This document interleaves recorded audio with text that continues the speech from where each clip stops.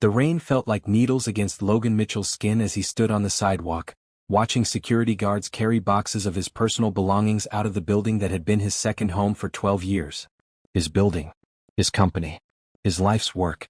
Everything he had built was being stripped away, piece by piece, in front of dozens of cameras and reporters shouting questions he couldn't answer. Mr. Mitchell, did you steal from your investors? Logan, where's the missing $20 million? Is it true you've been living a double life? He wanted to scream that it was all lies, that Vincent Torres, his business partner and supposed best friend, had orchestrated everything. But his lawyer had warned him, say nothing until the investigation is complete. So Logan stood there, soaked to the bone, watching his reputation dissolve like sugar in water.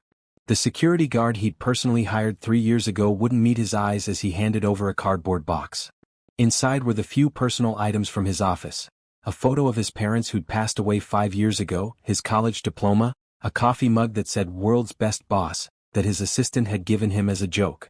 Everything else had been seized as evidence. His phone buzzed constantly with messages, but when he looked, they weren't offers of support. They were cancellations. The charity gala where he was supposed to be honored? Cancelled. His membership at the country club? Revoked. Dinner plans with people he'd called friends for years? Radio silence, followed by blocked numbers. Logan's hands shook as he tried to hail a taxi, but 3 passed without stopping. Word traveled fast in this city. Even cab drivers didn't want to be associated with him. His penthouse apartment was already locked down by court order, his cars impounded, his bank accounts frozen pending investigation. He had exactly $47 in his wallet and nowhere to go. The rain came down harder, mixing with tears he didn't realize he was crying. At 42 years old, Logan Mitchell had nothing. Worse than nothing. He had a reputation as a thief, a liar, a man who'd stolen from the people who trusted him. None of it was true, but truth didn't matter when the evidence had been so carefully fabricated. His legs gave out somewhere between 5th and 6th Avenue. One moment he was walking, the next he was on his knees on the wet concrete, the cardboard box spilling its contents across the sidewalk. The coffee mug shattered.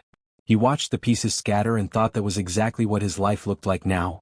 Broken, scattered, impossible to put back together. "Mommy, that man is sad." The voice was small, young, concerned. Logan looked up through the rain to see a little girl, maybe 5 years old, holding a woman's hand. The child wore a bright red raincoat with a hood, and she was staring at him with the kind of unfiltered compassion that only children possess. "Sienna, baby, we need to keep walking," the woman said softly. She was young, late 20s maybe, with kind eyes and an expression that held both caution and sympathy. "But he's crying, Mommy. He needs help." Logan tried to stand, to wave them off, to preserve whatever dignity he had left. But his body wouldn't cooperate.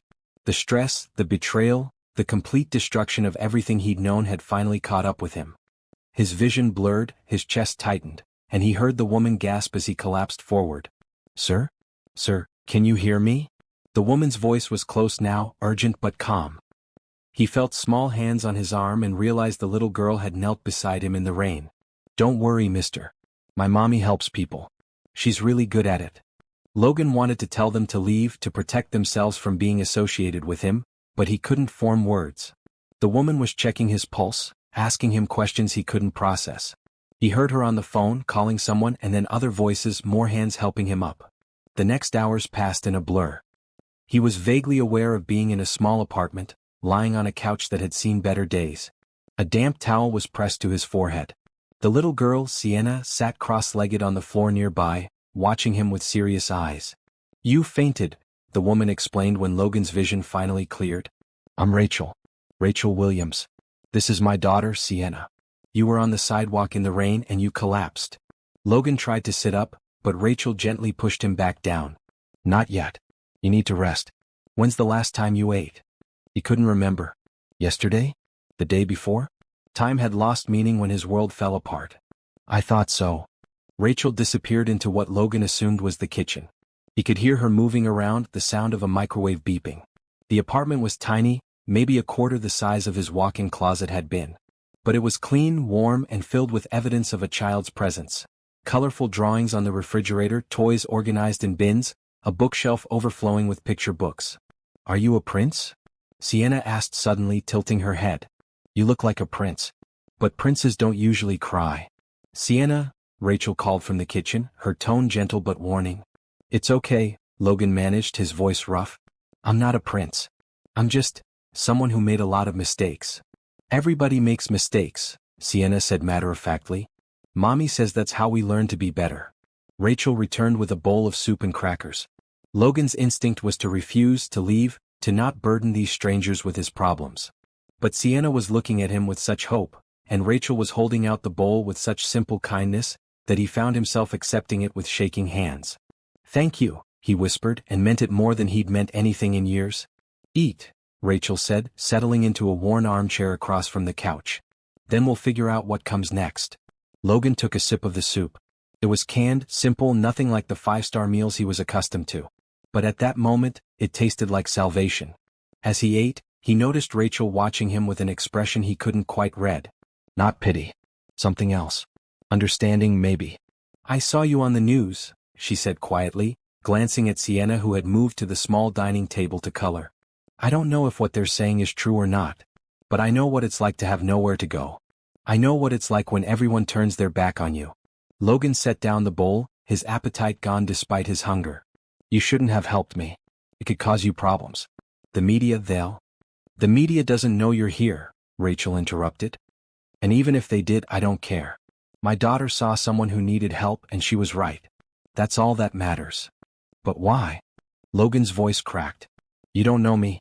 For all you know, everything they're saying is true. I could be dangerous. I could be. Are you?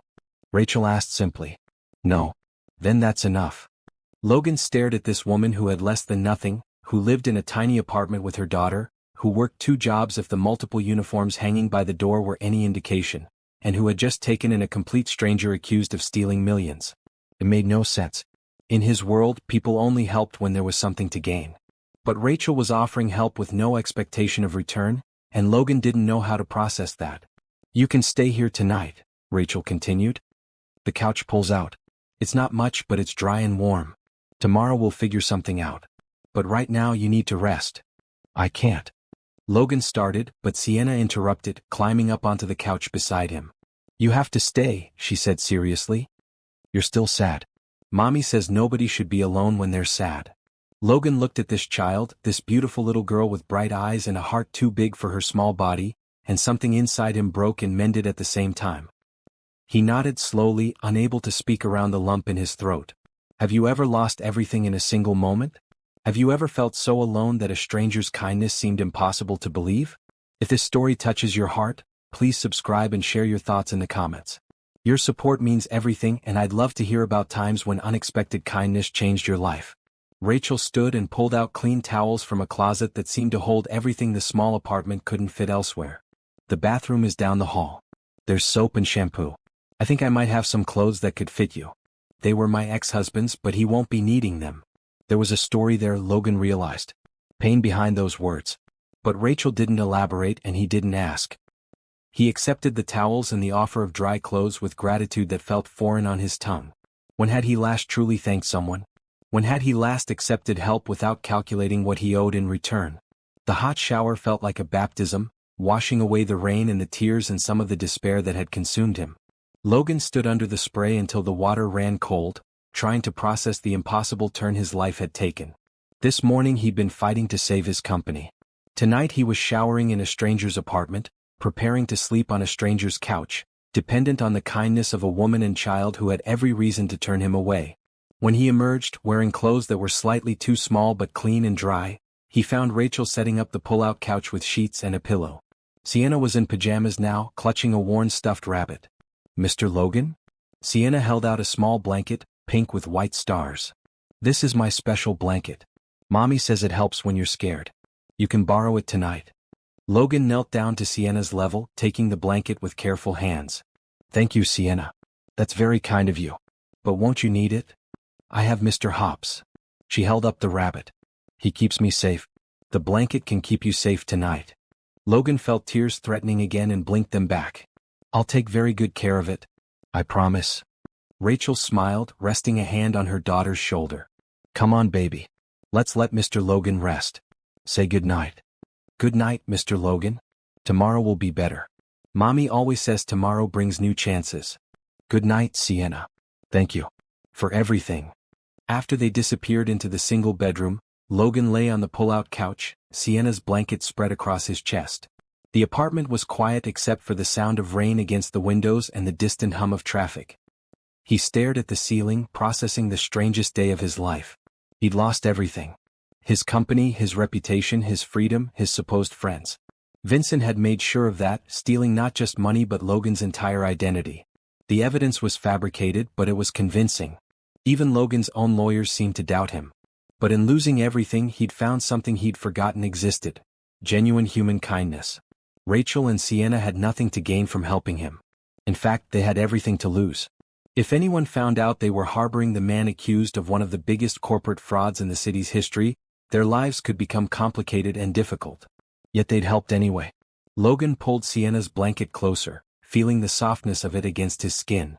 A little girl's favorite blanket, offered to a grown man she'd never met because she saw he was hurting. When was the last time someone had shown him kindness with no strings attached?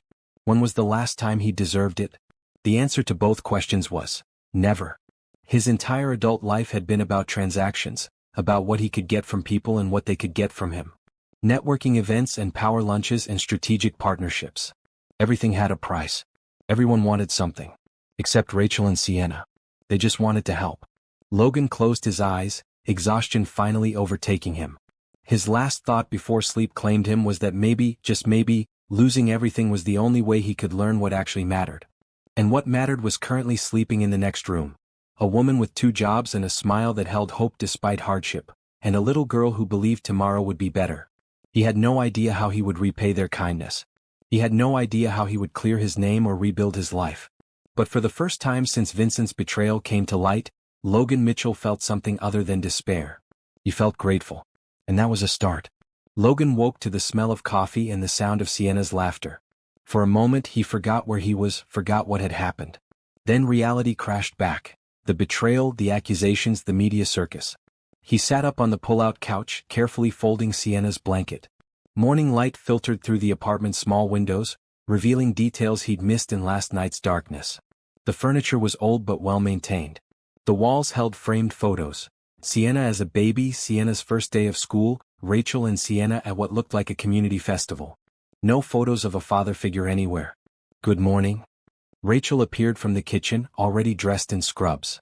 Her hair was pulled back in a practical ponytail, and she looked tired but determined. I made coffee. It's not fancy, just regular stuff. Regular sounds perfect, Logan said, standing and wincing at the stiffness in his back. The pull-out couch wasn't designed for someone his height, but he wasn't about to complain. In the kitchen area, Sienna sat at the small table eating cereal, swinging her legs. She brightened when she saw Logan. Good morning, Mr. Logan. Did my blanket help? It helped very much. Thank you for letting me borrow it. Rachel poured coffee into a chipped mug and handed it to Logan. Their fingers brushed briefly, and Logan noticed the calluses on her hands. These were hands that worked hard, that knew struggle intimately. I have to leave for my shift at the hospital in 20 minutes, Rachel said, checking the clock. I'm a nursing assistant. Then I have a few hours before my evening shift at the grocery store.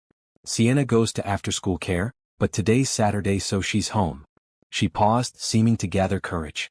I know this is a lot to ask, but would you be okay staying here with her? Just until I get back around noon? Logan nearly dropped his coffee mug. You want me to watch your daughter? After everything you've seen on the news? Rachel met his eyes steadily. I'm a pretty good judge of character. I have to be, in my line of work. And last night, I watched you accept help from a 5-year-old child with more grace than most people show in a lifetime. I watched you fold her blanket this morning like it was made of glass. Bad people don't do those things. But what if you're wrong? What if? Are you going to hurt my daughter? Never. I would never. Then I'm not wrong. Rachel glanced at Sienna, who was watching the exchange with interest. Besides, Sienna is an excellent judge of character too. She's never steered me wrong. Logan felt something unfamiliar stirring in his chest. Trust. This woman was trusting him, truly trusting him, with her most precious thing. Not because of his credentials or his resume or what he could offer her, but because she looked at him and saw someone worthy of that trust. I'll take care of her, Logan said softly. I promise. I know you will. Rachel squeezed his shoulder briefly before grabbing her bag. She kissed Sienna's forehead. Be good for Mr. Logan, baby. Show him where everything is okay? Okay, Mommy. After Rachel left, Logan stood in the quiet apartment with Sienna, feeling the weight of responsibility settle over him. He hadn't been alone with a child in years. Maybe ever. His life had been boardrooms and conference calls, not coloring books and cereal. "Do you want to see my room?" Sienna asked, sliding off her chair. "I'd love to." Sienna's room was tiny, barely big enough for her small bed, a dresser and a toy box. But it was clearly her kingdom. The walls were covered in drawings and a mobile of paper stars hung from the ceiling. Books were stacked everywhere, some clearly read so many times the covers were falling off. "Mommy reads to me every night," Sienna explained, picking up a book about a bear family. "She does different voices for all the characters. She's really good at it." "What's your favorite story?" Sienna considered this seriously.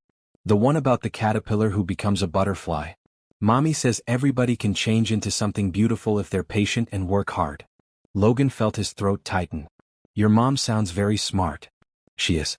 She's the smartest person in the whole world." Sienna plopped down on her bed, gesturing for Logan to sit beside her. "Can I tell you a secret?" "Of course." "Sometimes Mommy cries at night. She thinks I'm sleeping but I hear her. She cries because we don't have a lot of money and she works really hard and sometimes she's really tired." Sienna's young face was troubled. "I try to be extra good so she doesn't have to worry about me too." Logan felt his heart break a little. This child, this sweet little girl, was trying to be perfect to ease her mother's burden.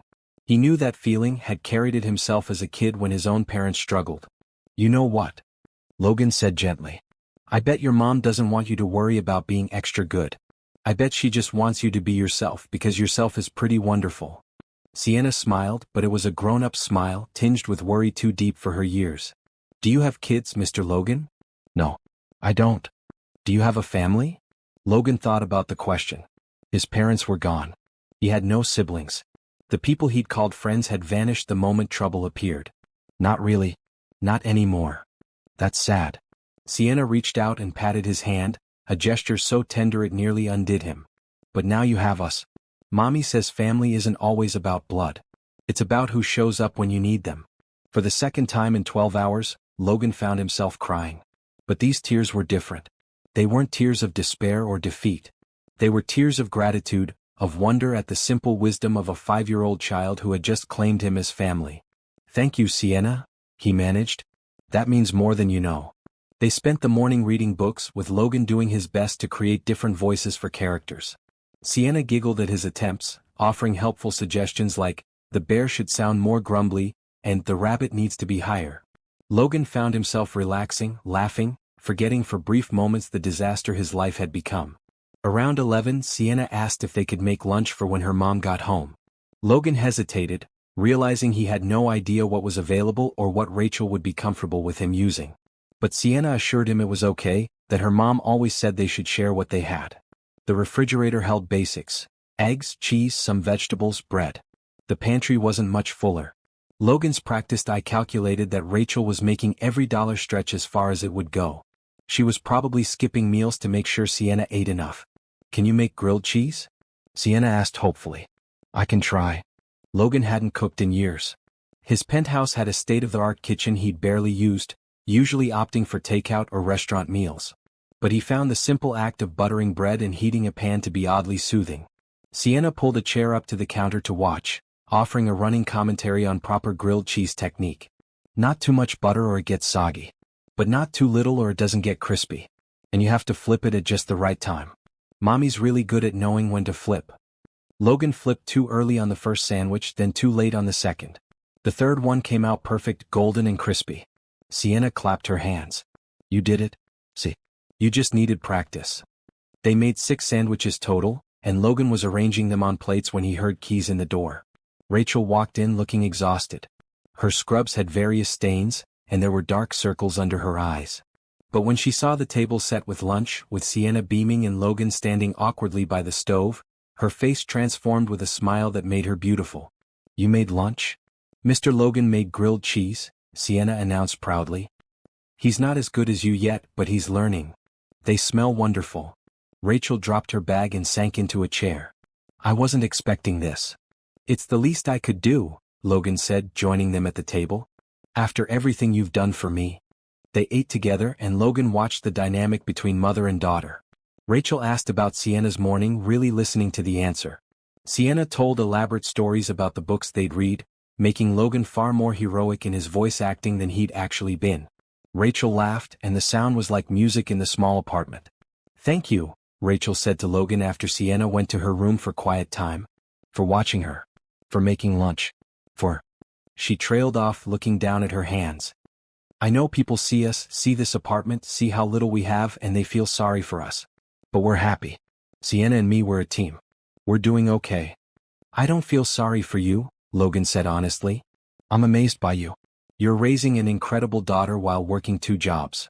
You took in a stranger who could have been dangerous. You share what little you have without hesitation. That's not pitiable. That's heroic." Rachel blinked rapidly, and Logan realized she was fighting tears. "I'm not a hero. I'm just trying to survive." "No," Logan said firmly. "You're not just surviving. You're thriving. Sienna is happy, loved, and kind. That doesn't happen by accident. That happens because of you." Rachel wiped her eyes with the back of her hand. "My ex-husband, he left when Sienna was 2.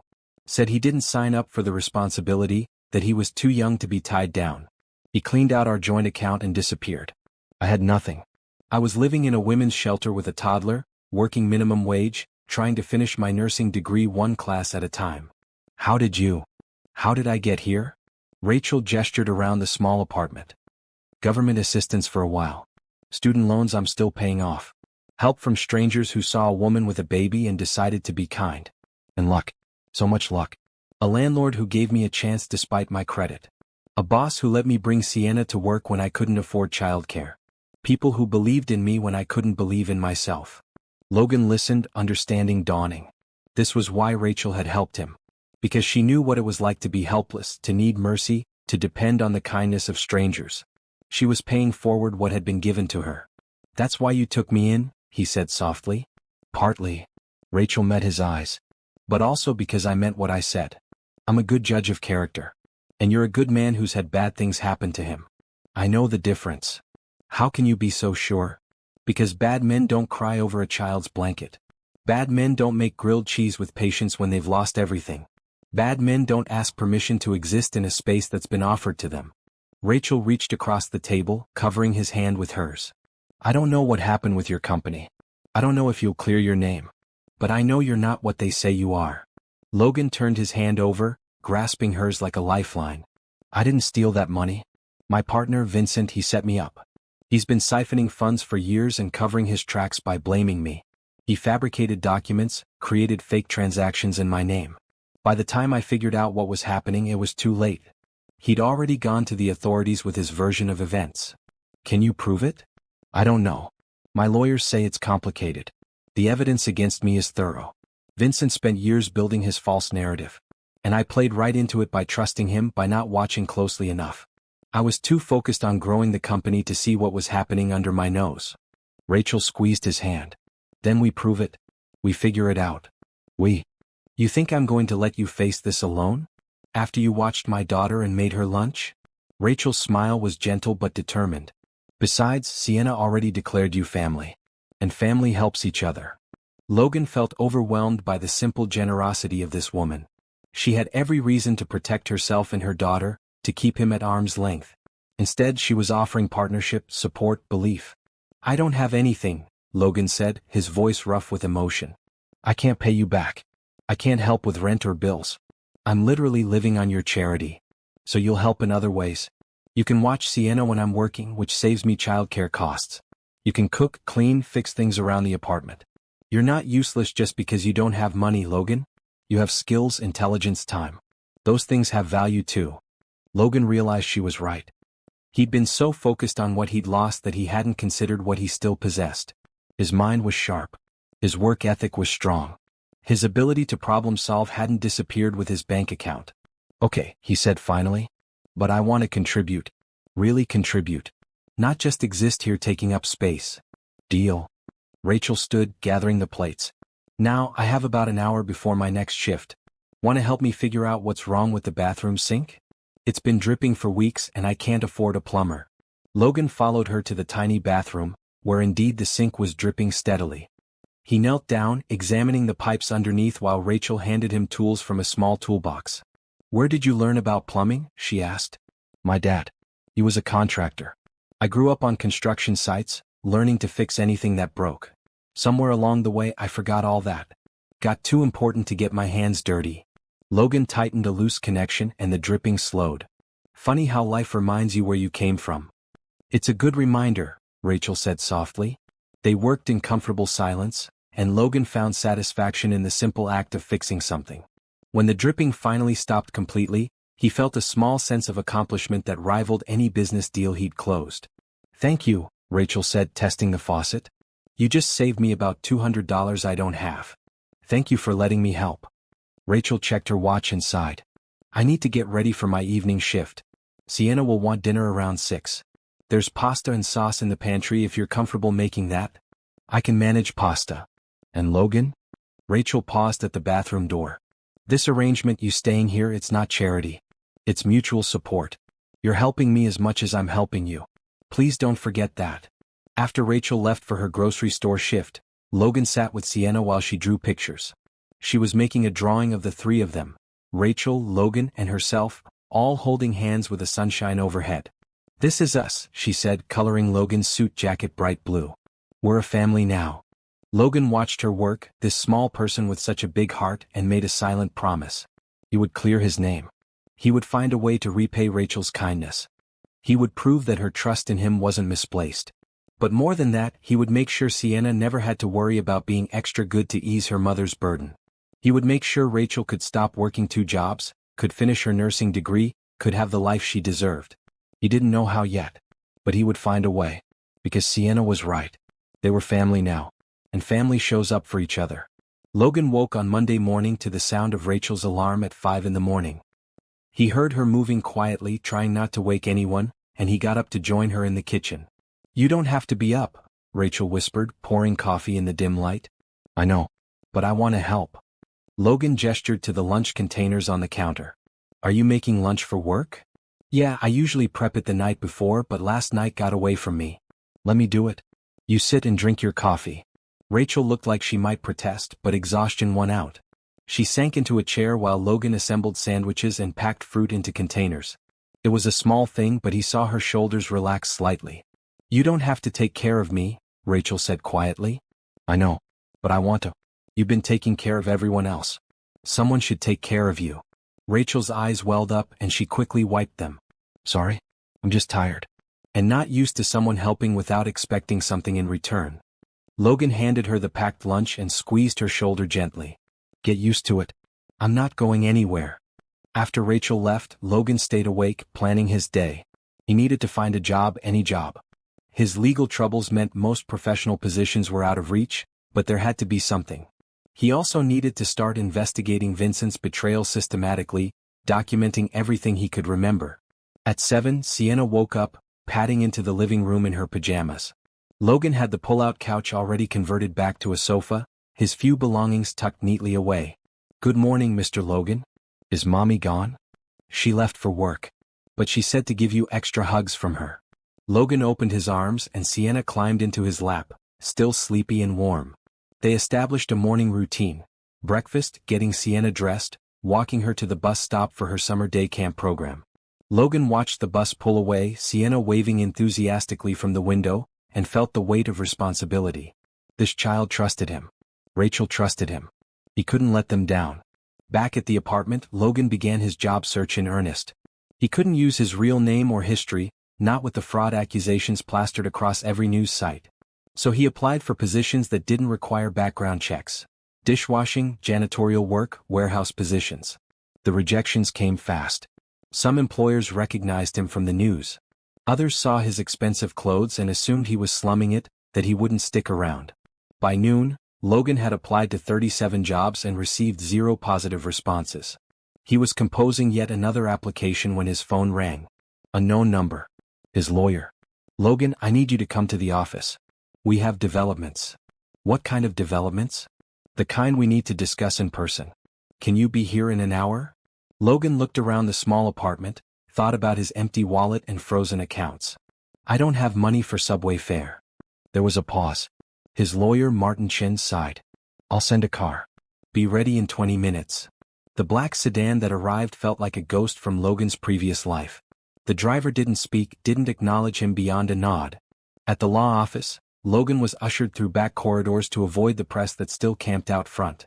Martin's office was exactly as Logan remembered. Floor-to-ceiling windows, expensive furniture, walls covered in degrees and awards. Martin himself looked tired, his usually immaculate suit slightly rumpled. "Sit," Martin said, gesturing to a chair. "We have problems." "More problems?" "Vincent's lawyers have filed additional charges. They're claiming you were running the fraud for 5 years, not 2. They have documents showing you approved false invoices, authorized questionable transfers, even set up offshore accounts in your name." Logan's stomach dropped. "That's impossible. I know. But the documents are convincing. Too convincing." Martin pulled out a thick file. "Which got me thinking. I had our forensics team analyze everything. These documents, they're too perfect. No one's records are this clean. It's like someone went back and created a complete paper trail." "Vincent?" "Almost certainly. But proving it is another matter. He's covered his tracks well. Every document has your digital signature, your authorization codes. On paper, you're guilty of everything they're claiming." Logan dropped his head into his hands. "So what do? We fight. But Logan, I need to be honest with you. This is going to be a long, expensive battle. Your assets are frozen, but legal fees keep accumulating. At some point, we'll need to discuss payment arrangements." "I don't have any money. I'm living on a stranger's couch, Martin. I have nothing." Martin was quiet for a moment. "There might be another option. Plea deal. Vincent's team has indicated they'd be willing to recommend reduced charges if you cooperate, admit to some culpability." "You mean admit to crimes I didn't commit?" "It could mean a shorter sentence, less media attention. You could rebuild eventually." Logan stood, anger burning through his despair. "No. Absolutely not. I didn't do this, Martin. I won't say I did just to make it easier for everyone. Vincent destroyed my life. I won't help him finish the job. Then we prepare for trial. But I'm telling you now, it's going to be brutal. They have evidence, witnesses, documents. We have your word against a mountain of proof. Then we find our own proof. There has to be something, some mistake Vincent made. We're looking. But so far nothing." Logan left the law office feeling worse than when he'd arrived. The black sedan dropped him several blocks from Rachel's apartment, probably to avoid drawing attention. He walked slowly, processing Martin's words. 5 years of fabricated evidence. Offshore accounts in his name. Witnesses ready to testify against him. Vincent had been planning this for years, carefully building a case that seemed unshakable. At the apartment building, Logan stopped. He couldn't go back up there, couldn't face Rachel and Sienna with this defeat weighing on him. Instead, he walked, letting his feet carry him through neighborhoods he'd never really noticed before despite living in this city his entire adult life. He ended up in a small park where children played on worn equipment. An older man sat on a bench feeding pigeons, and Logan joined him, needing to be near someone, anyone, even if they didn't speak. "Rough day?" the man asked after a few minutes. "You could say that." "What happened?" Logan almost said nothing. But something about the man's kind face, the non-judgmental way he asked, made the words spill out. Not everything, not the details, but the core of it. Betrayal, false accusations, a system that seemed determined to destroy him. The man listened without interrupting, nodding occasionally. When Logan finished, the man scattered the last of his birdseed and turned to face him fully. "I went to prison once," he said. 20 years ago. My business partner stole from the company, made it look like I was the one doing the stealing. I lost everything. My business, my house, my wife left with the kids. I served 3 years before new evidence cleared me." Logan stared at him. "What did you do? After you got out?" "Started over. Got a job washing dishes, saved every penny. Eventually opened a small restaurant. Nothing fancy, but it's mine and it's honest." The man smiled. "Best thing that ever happened to me, losing everything." "How can you say that?" "Because I learned who I really was. Not who I thought I was, who my job title said I was. But who I actually was, stripped of everything. And I learned who really mattered. The people who stuck around, who believed me, who helped me rebuild. Those were my real friends. Everyone else was just networking." Logan thought about Rachel and Sienna, about their simple kindness with no agenda. "I've met people like that. A woman and her daughter. They took me in when I had nowhere to go. Then you're richer than you know. Hold on to them. And don't give up. Truth has a way of surfacing eventually." They sat in silence for a while longer before Logan thanked him and headed back to the apartment. It was late afternoon, and he needed to pick up Sienna from her bus stop. Sienna bounded off the bus full of stories about her day. They walked hand in hand back to the apartment, and Logan felt some of his darkness lift. This child didn't care about his bank account or his legal troubles. She cared that he was there, that he listened to her stories, that he made her feel important. "Mr. Logan, can we bake cookies for Mommy?" Sienna asked as they climbed the stairs. "She loves cookies, but we don't usually have money for extra stuff." Logan checked the pantry. There was flour, sugar, butter, eggs. Basic ingredients for basic cookies. "Let's see what we can do." They spent the next hour making simple sugar cookies. Sienna helped measure and stir, her tongue sticking out in concentration. The apartment filled with the smell of vanilla and warmth. Logan found himself smiling, really smiling for the first time since his world fell apart. When Rachel came home from her first shift, exhausted and smelling faintly of antiseptic, she stopped in the doorway at the sight of cookies cooling on the counter. "You made cookies?" "Sienna's idea. She wanted to do something nice for you." Rachel picked up her daughter, holding her close. "Thank you, baby. They look beautiful." Over Sienna's head, her eyes met Logan's, full of gratitude and something else. Connection, maybe. While Rachel changed out of her scrubs, Logan prepared the simple dinner he'd planned. Pasta with vegetables and the last of some chicken he'd found in the freezer. Nothing fancy but filling and warm. "You don't have to do all this," Rachel said when she emerged, watching him set the table. "I want to." "You work all day taking care of other people. Someone should take care of you when you get home." They ate together, Sienna chattering about her day at camp, Rachel asking questions and laughing at the stories. Logan mostly listened, content to observe this family dynamic he was being allowed to be part of. After dinner, after Sienna was in bed, Rachel and Logan sat together on the couch, each with a cookie and tea. "I had a meeting with my lawyer today," Logan said quietly. "It's not looking good. Vincent has built a case that seems impossible to beat. Documents, witnesses, evidence going back years. But you didn't do it." "No. But proving that is another matter." Rachel was quiet for a moment, dunking her cookie in her tea. "When I was trying to leave my ex-husband, everyone said I couldn't do it. I had no money, no degree, a baby. They said I should stay, that at least I had a roof over my head. That things could be worse. Why didn't you listen? Because staying meant teaching Sienna that it's okay to be treated badly. That survival is more important than dignity.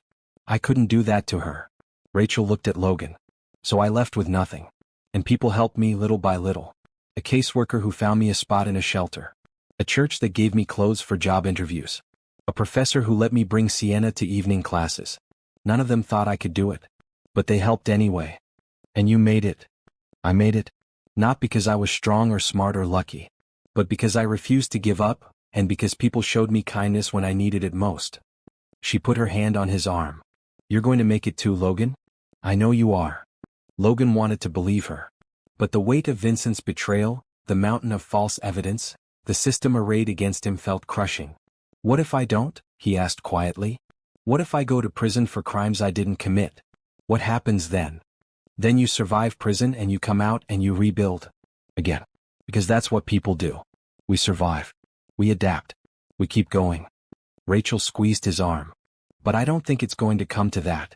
I think the truth will come out. It usually does. You have a lot of faith in justice." "No. I have faith in you. There's a difference." Logan felt tears threatening again. This woman, who barely knew him, who had every reason to be cynical and jaded, had faith in him. It was humbling and empowering at the same time. "Thank you," he whispered. "For everything. For believing in me. For letting me be here. For being human?" Rachel smiled gently. "That's not something you need to thank someone for. It's just what we should do for each other." They sat in comfortable silence, eating cookies and drinking tea, and Logan realized that despite everything he'd lost, despite the uncertain future, he had something he'd never had before. A real home. Not a penthouse with a view. Not a status symbol or an investment property. A real home with people who cared about him, who wanted him there, who made him feel like he mattered. And that was worth more than any fortune. 2 weeks passed in a pattern of small routines and small victories. Logan woke early with Rachel, making her lunch and coffee, seeing her off to her hospital shift. He got Sienna ready for day camp, walked her to the bus stop, then spent his days applying for jobs and investigating his case. The job rejections continued. 40 applications. 60. 80. Logan kept a spreadsheet tracking where he applied, when, and what the response was. Most companies never responded at all. Others recognized his name and shut doors immediately.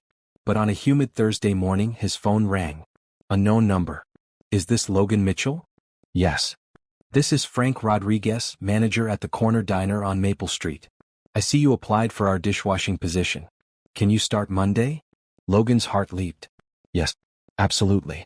What time? 5 to 1, 6 days a week. Pay is minimum wage, tips are pooled among staff. You'll work under Jerome in the kitchen. He's tough but fair. I'll be there. Thank you, Mr. Rodriguez. Thank you so much. After hanging up, Logan sat in stunned silence. A dishwashing job. Minimum wage. 6 days a week in a hot kitchen. It was the kind of job he would have looked down on 3 weeks ago, would have considered beneath him. Now it felt like winning the lottery. He couldn't wait to tell Rachel and Sienna. He spent the afternoon cleaning the apartment thoroughly, fixing a loose cabinet door, preparing a special dinner with the limited ingredients available. When Sienna got home he picked her up and spun her around. Guess what? What happened? I got a job. A real job. Sienna squealed with delight. That's so good, Mr. Logan. We should celebrate. Can we make a cake? They didn't have cake ingredients, but they made cinnamon toast and called it celebration bread. When Rachel came home, they had a little party in the small kitchen, dancing to music playing from Rachel's phone. I'm so proud of you, Rachel said, and Logan felt warmth spread through his chest. When was the last time someone said they were proud of him? When was the last time he'd earned that pride through honest effort rather than corporate maneuvering? It's just washing dishes, he said, embarrassed by how much her words affected him. It's not just anything. It's a start. It's you moving forward. Rachel hugged him, and Logan allowed himself to lean into the embrace, to accept the comfort and support she offered. Monday morning came too early. Logan dressed in the simple clothes Rachel had found at a thrift store, a plain blue t-shirt and work pants. No designer labels. No expensive watches. Just a man ready to work. The corner diner was exactly what its name suggested. A small establishment on a corner with worn booths and a counter where regulars sat for coffee and eggs. Logan reported to the kitchen, where Jerome, a man in his 60s with arms like tree trunks, looked him over with skepticism. You're the new guy? The one from the news? Yes, sir. Can you work hard? Yes, sir. Good. Because I don't care about your past. I care about whether these dishes get clean and whether you show up on time. That's it. Understand? Understood. Jerome showed him the system. Scrape, spray, load, unload, repeat. The dishwasher was industrial and loud. The kitchen was hot, especially near the grill. The work was monotonous and physically demanding. Logan loved it. There was something honest about washing dishes. The work was straightforward. Dirty dishes went in, clean dishes came out. No office politics. No backstabbing. No one questioning his motives or his integrity. His hands got wrinkled from the water. His back ached from standing. By the time his shift ended at 1 in the afternoon, he was exhausted in a way he'd never experienced in a corporate office. But it was a good exhaustion. An honest exhaustion. Frank, the manager, stopped him on his way out. Jerome says you did good work today. Keep it up.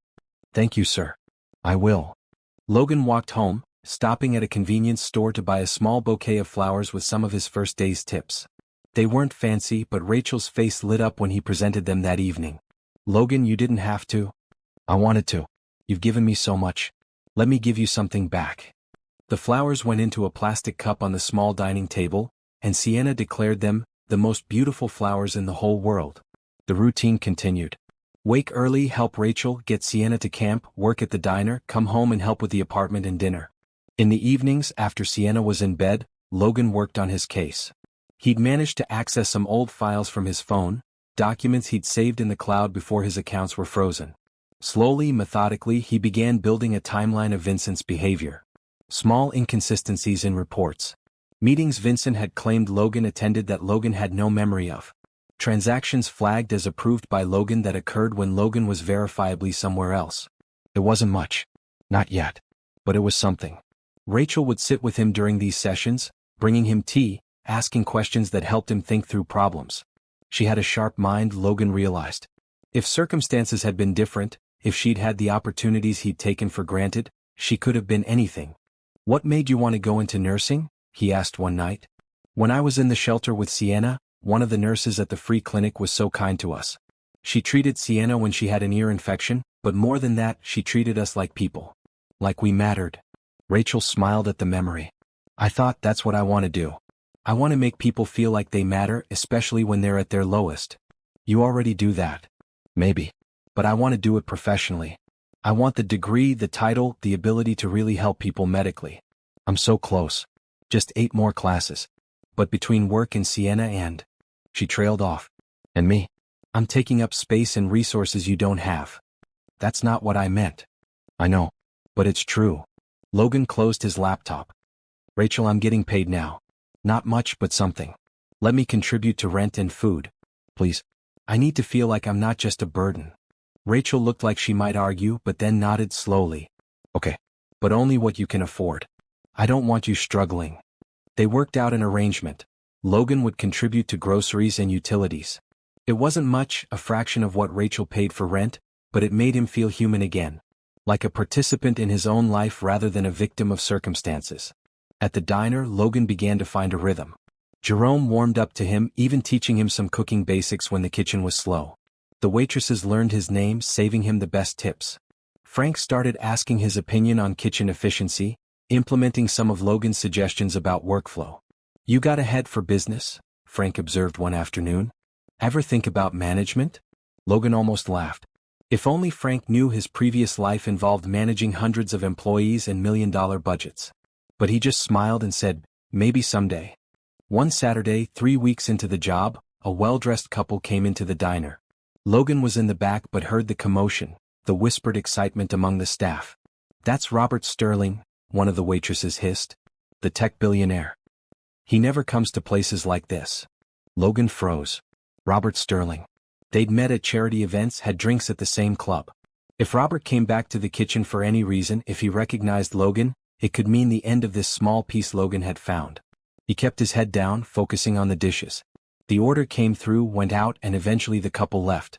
Logan released a breath he hadn't known he was holding. But the encounter reminded him that his two worlds could collide at any moment. The careful anonymity he'd built could shatter. And what then? That night, he lay awake on the pull-out couch, listening to the sounds of the apartment. Rachel breathing quietly in her room. The hum of the refrigerator. Traffic outside the windows. This was his life now. Not fancy penthouses or executive meetings. But a pull-out couch in a small apartment, a dishwashing job, and 2 people who cared about him not for what he could do for them but for who he was. And despite everything he'd lost, despite the uncertain future, Logan realized he wouldn't trade it. Not for anything. Because for the first time in his adult life he was living honestly. Working honestly. Caring honestly. And that honesty, that simple authenticity, was more valuable than any fortune he'd accumulated. The next morning Logan was walking Sienna to her bus stop when she asked, "Mr. Logan, are you happy here? With me and Mommy?" He knelt down to her level, looking into her serious young face. "I'm happier here than I've been in a very long time, Sienna." "Why do you ask?" "Because sometimes you look sad. And I want you to be happy. You make Mommy smile, and she doesn't smile as much when you're not around." Logan felt his chest tighten with emotion. "Your mom makes me smile too. Both of you do. And yes, I'm happy. I'm very, very happy." Sienna hugged him tight. "Good. Because we love you, Mr. Logan. Mommy says we're not supposed to say it because maybe you'll feel weird, but I think you should know." Well, this child loved him. Rachel loved him. People who had known him only a few weeks, who had seen him at his absolute lowest, who had every reason to keep him at a distance, loved him. Logan hugged Sienna back, blinking away tears. "I love you both too. So much." And in that moment, standing at a bus stop in clothes from a thrift store, with empty pockets and an uncertain future, Logan Mitchell felt like the richest man in the world. Because he had something money could never buy, a family who loved him for exactly who he was. The August heat settled over the city like a heavy blanket. The diner's kitchen became almost unbearable during lunch rush, but Logan never complained. He showed up every morning at 5, worked until 1, and came home to help with whatever Rachel and Sienna needed. His paycheck, though modest, felt like a fortune. He'd gone from millions in frozen accounts to a few $100s a week, and somehow the latter felt more real, more earned. Every dollar represented hours of honest work, of sweat and effort. Rachel continued her double shifts, but Logan noticed small changes. She smiled more easily. The tension in her shoulders had eased slightly. She'd even managed to register for one class in the fall, a step toward finishing her nursing degree. I couldn't have done this without you, she told Logan one evening after Sienna was asleep. They sat together on the couch, the window open to catch any breeze. The childcare savings alone have made such a difference. You could have done it. You've been managing this whole time. Managing isn't the same as thriving. Rachel turned to face him, and in the dim light from the street, her face was beautiful. Before you came, I was just surviving day to day. Now I can actually think about the future. That's because of you. Logan wanted to close the distance between them, to kiss her, to tell her that she'd saved him far more than he'd saved her. But he held back. She'd given him so much already: shelter, faith, family. He wouldn't risk that by pushing for more if she didn't want it. Instead, he took her hand gently. We're helping each other. That's what family does. Rachel's fingers intertwined with his. Is that what we are? Family? I hope so. If that's okay with you. It's more than okay. She leaned her head on his shoulder, and they sat like that for a long time, not needing words. The next day, Logan's phone rang during his shift. Martin, his lawyer. We need to talk. Soon. What happened? Not over the phone. Can you come to the office tomorrow? Morning before your shift. Logan arranged to meet at 7 in the morning, getting up even earlier than usual to make the trip. Martin's office felt foreign now, a reminder of a life that seemed increasingly distant. Vincent made a mistake, Martin said without preamble. Small but potentially significant. One of the offshore accounts supposedly set up by you? It was accessed from an IP address in the Bahamas at the same time you were provably in New York at a hospital benefit. Security footage, hundreds of witnesses, credit card receipts. You couldn't have been in two places at once. Hope flickered in Logan's chest. Can we use that? It's a start. It proves at least one of the transactions wasn't you. If we can find more inconsistencies, we might be able to create reasonable doubt. But Logan, we need resources. We need forensic accountants, computer experts, private investigators. All of that costs money we don't have. What about the settlement when this is over? Can't we work on contingency? Maybe. But most experts want money up front. Martin leaned back in his chair. There is another option. The firm could take this pro bono, make it a showcase case. Corporate fraud, wrongful accusation, the little guy against the system. It's good publicity. What's the catch? You need to be the face of it. Interviews, press conferences, being public about your situation. Right now you're hiding, working under the radar. This would put you back in the spotlight. Logan thought about the diner, about Jerome and Frank and the quiet anonymity of washing dishes. He thought about Rachel and Sienna, about the peaceful life they'd built together. Can I think about it? Of course. But don't take too long. Vincent's team is pushing for a trial date. We need to be ready. Logan walked to the diner, arriving early. He sat at the counter, and Jerome brought him coffee without being asked. Rough morning? The older man asked. Something like that. Can I ask you something? Shoot.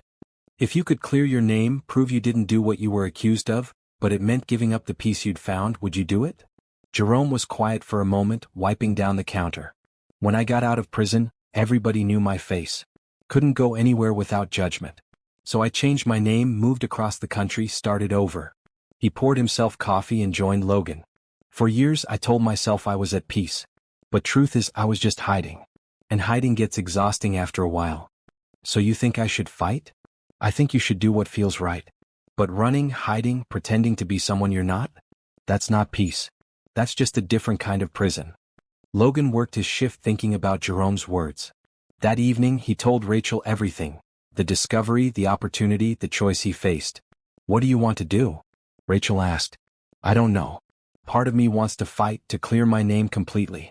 But another part of me is terrified of losing this. He gestured around the small apartment. Losing you and Sienna. If I go public, the media will dig into everything. They'll find out I'm staying here. They'll make assumptions, probably ugly ones. I don't want to drag you into that. Rachel took his hands in hers. Logan, look at me. I've survived an abusive marriage, homelessness, years of struggling alone. I'm not fragile. I'm not going to break because of some media attention. But Sienna? Sienna knows you're a good man. That won't change no matter what anyone says. Rachel squeezed his hands. But here's what I think. You can't build a real future on hiding. Yes, you're safe here. Yes, we're happy. But there's always going to be that shadow, that fear of being discovered. Is that the life you want? Is that the example you want to show Sienna? Logan realized she was right. He'd been thinking about this small piece as an ending, but it was supposed to be a beginning. A place to heal and gather strength before facing the battle ahead. "I'm scared," he admitted quietly. "I know. But you're also brave. You've proven that every single day since you got here. Taking this job, helping with Sienna, contributing to a household when you had nothing. That's bravery. Fighting to clear your name is just one more brave thing." That night, Logan called Martin and agreed to move forward. The firm would take his case pro bono in exchange for the publicity value. They'd hold a press conference at the end of the week, laying out the new evidence in Logan's story. "This is going to get intense," Martin warned. "Are you ready?" "No. But I'm doing it anyway." The days leading up to the press conference were surreal. Logan continued working at the diner, but Martin's team was preparing, strategizing, coaching him on what to say and how to say it. Rachel helped him practice his statement, asking hard questions so he'd be ready. "Why should people believe you now when the evidence seems so convincing?" she asked, playing the role of skeptical reporter. "Because I'm not asking them to take my word for it. I'm asking them to look at the facts, the timeline, the inconsistencies. Truth stands up to scrutiny. Lies eventually fall apart." Sienna didn't fully understand what was happening, but she knew it was important. She made Logan a drawing of a superhero with a cape, telling him it was for courage. "Superheroes get scared too," she explained seriously. "But they do the right thing anyway. That's what makes them super." Logan hung the drawing in his locker at the diner, a reminder of what mattered. The night before the press conference, Logan couldn't sleep. He lay on the pull-out couch, staring at the ceiling, running through everything that could go wrong. What if the press didn't believe him? What if the new evidence wasn't enough? What if he'd just made everything worse? Around 2 in the morning, Rachel emerged from her room in pajamas. "Can't sleep? Did I wake you?" "No. I couldn't sleep either." She sat on the edge of the couch. Nervous. Terrified. Rachel lay down beside him, her head on his shoulder. It felt natural, right, like they'd been doing this for years instead of weeks. "Tell me about your life before," she said softly. "The good parts. What did you love about your work?" Logan thought back. Building things. Not just buildings or businesses, but systems. Taking an idea and turning it into reality.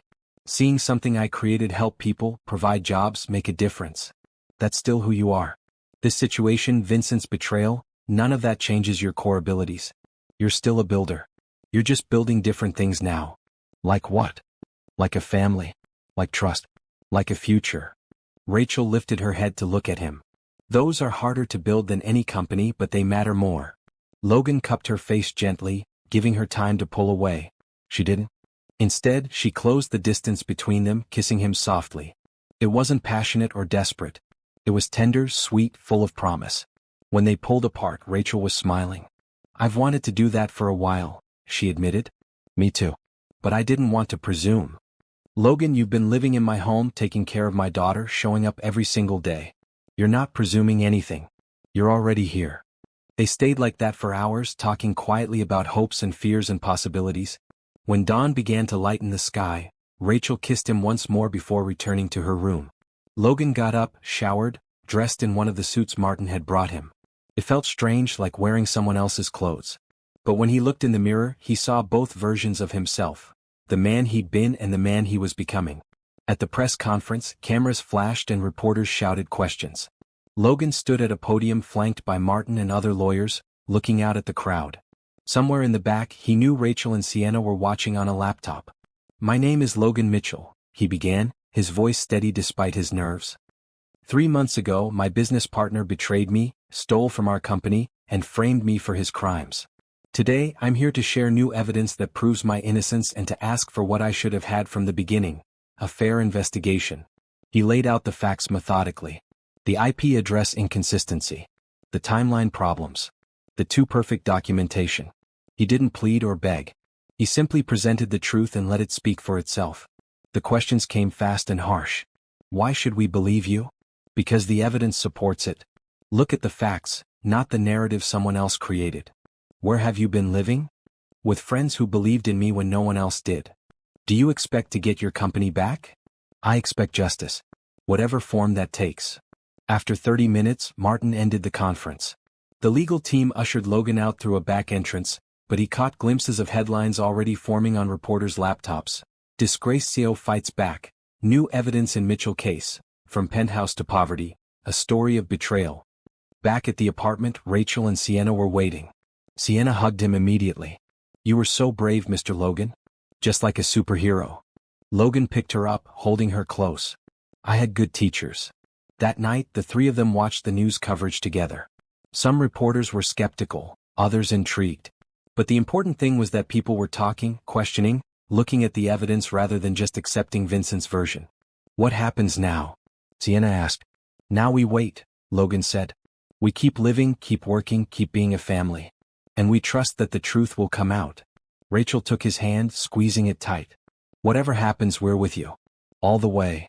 Logan looked at them, these two people who had saved him in ways they'd never fully understand, and felt grateful for every twist of fate that had brought him to their door. Because yes, he'd lost everything. But in losing everything, he'd found what actually mattered. And no one could take that away. The press conference changed everything and nothing. Logan still woke at 5, still made Rachel coffee, still worked his dishwashing shift. But now people recognized him on the street. Some were supportive, others hostile. The diner saw an increase in customers, people curious to see the fallen CEO washing dishes. Frank pulled Logan aside one morning. "Media attention is good for business, but I need to know, is this going to be a problem? Are we going to have reporters camping outside?" "I hope not. But if it becomes an issue, I'll understand if you need to let me go." Frank shook his head. "I asked if it would be a problem, not if you needed to leave. You're a good worker, Logan. That matters more than drama." He paused. "But maybe we move you to morning prep instead of dishes? Less visible, same pay." Logan accepted gratefully. The new position meant arriving at 4 in the morning to prep vegetables and ingredients for the day. It was earlier, harder work, but it kept him out of sight when the diner was busy. Martin called with updates regularly. The new evidence had forced the prosecution to slow down, to re-examine their case. Private investigators were digging into Vincent's background, finding small inconsistencies. A former employee came forward, saying Vincent had pressured them to backdate documents. Another witness recanted part of their testimony, saying they'd been confused about dates. "It's not enough yet," Martin warned. "But we're building something. The case isn't as solid as they thought." At home, life developed a deeper rhythm. Logan's relationship with Rachel moved from friendship to something more without any formal declaration. They held hands while watching TV. He kissed her goodnight before she went to bed. Small intimacies that felt enormous. Sienna adjusted quickly, calling them "my two favorite people," and making elaborate plans for their future that involved pets and trips to the zoo and maybe a house with a yard someday. "Not too big though," she told Logan seriously. "Because then we couldn't see each other as much and we need to be close." "Deal. If we ever get a house, it'll be just the right size." Not if," Sienna corrected. "Mommy says we have to be positive." Rachel enrolled in 2 classes for fall, anatomy and physiology 2 and clinical nursing practice. She was nervous but excited, studying at the kitchen table after her shifts while Logan helped her prepare for exams. "I can't believe I'm actually doing this," she said one night, reviewing her notes. "For so long it felt impossible. Like something other people got to do but not me." "Why not you?" "Because." Rachel trailed off, really thinking about it. "Because I'd convinced myself I didn't deserve it? That I'd made too many mistakes, that I was too far behind." "That's ridiculous. You're one of the smartest people I know." "Book smart is different from street smart. I never finished my degree the first time. I got pregnant, married too young, dropped out to support my husband's dreams." She laughed bitterly. "Which he abandoned along with me." Logan moved behind her, massaging her tense shoulders. "His loss. And his stupidity. But you're not that person anymore. You've grown, survived, built an incredible life for yourself and Sienna. Going back to school isn't starting over. It's continuing a journey that got interrupted." Rachel leaned back into him. "When did you get so wise?" "About 6 weeks ago, when a 5-year-old girl told me I looked like a sad prince."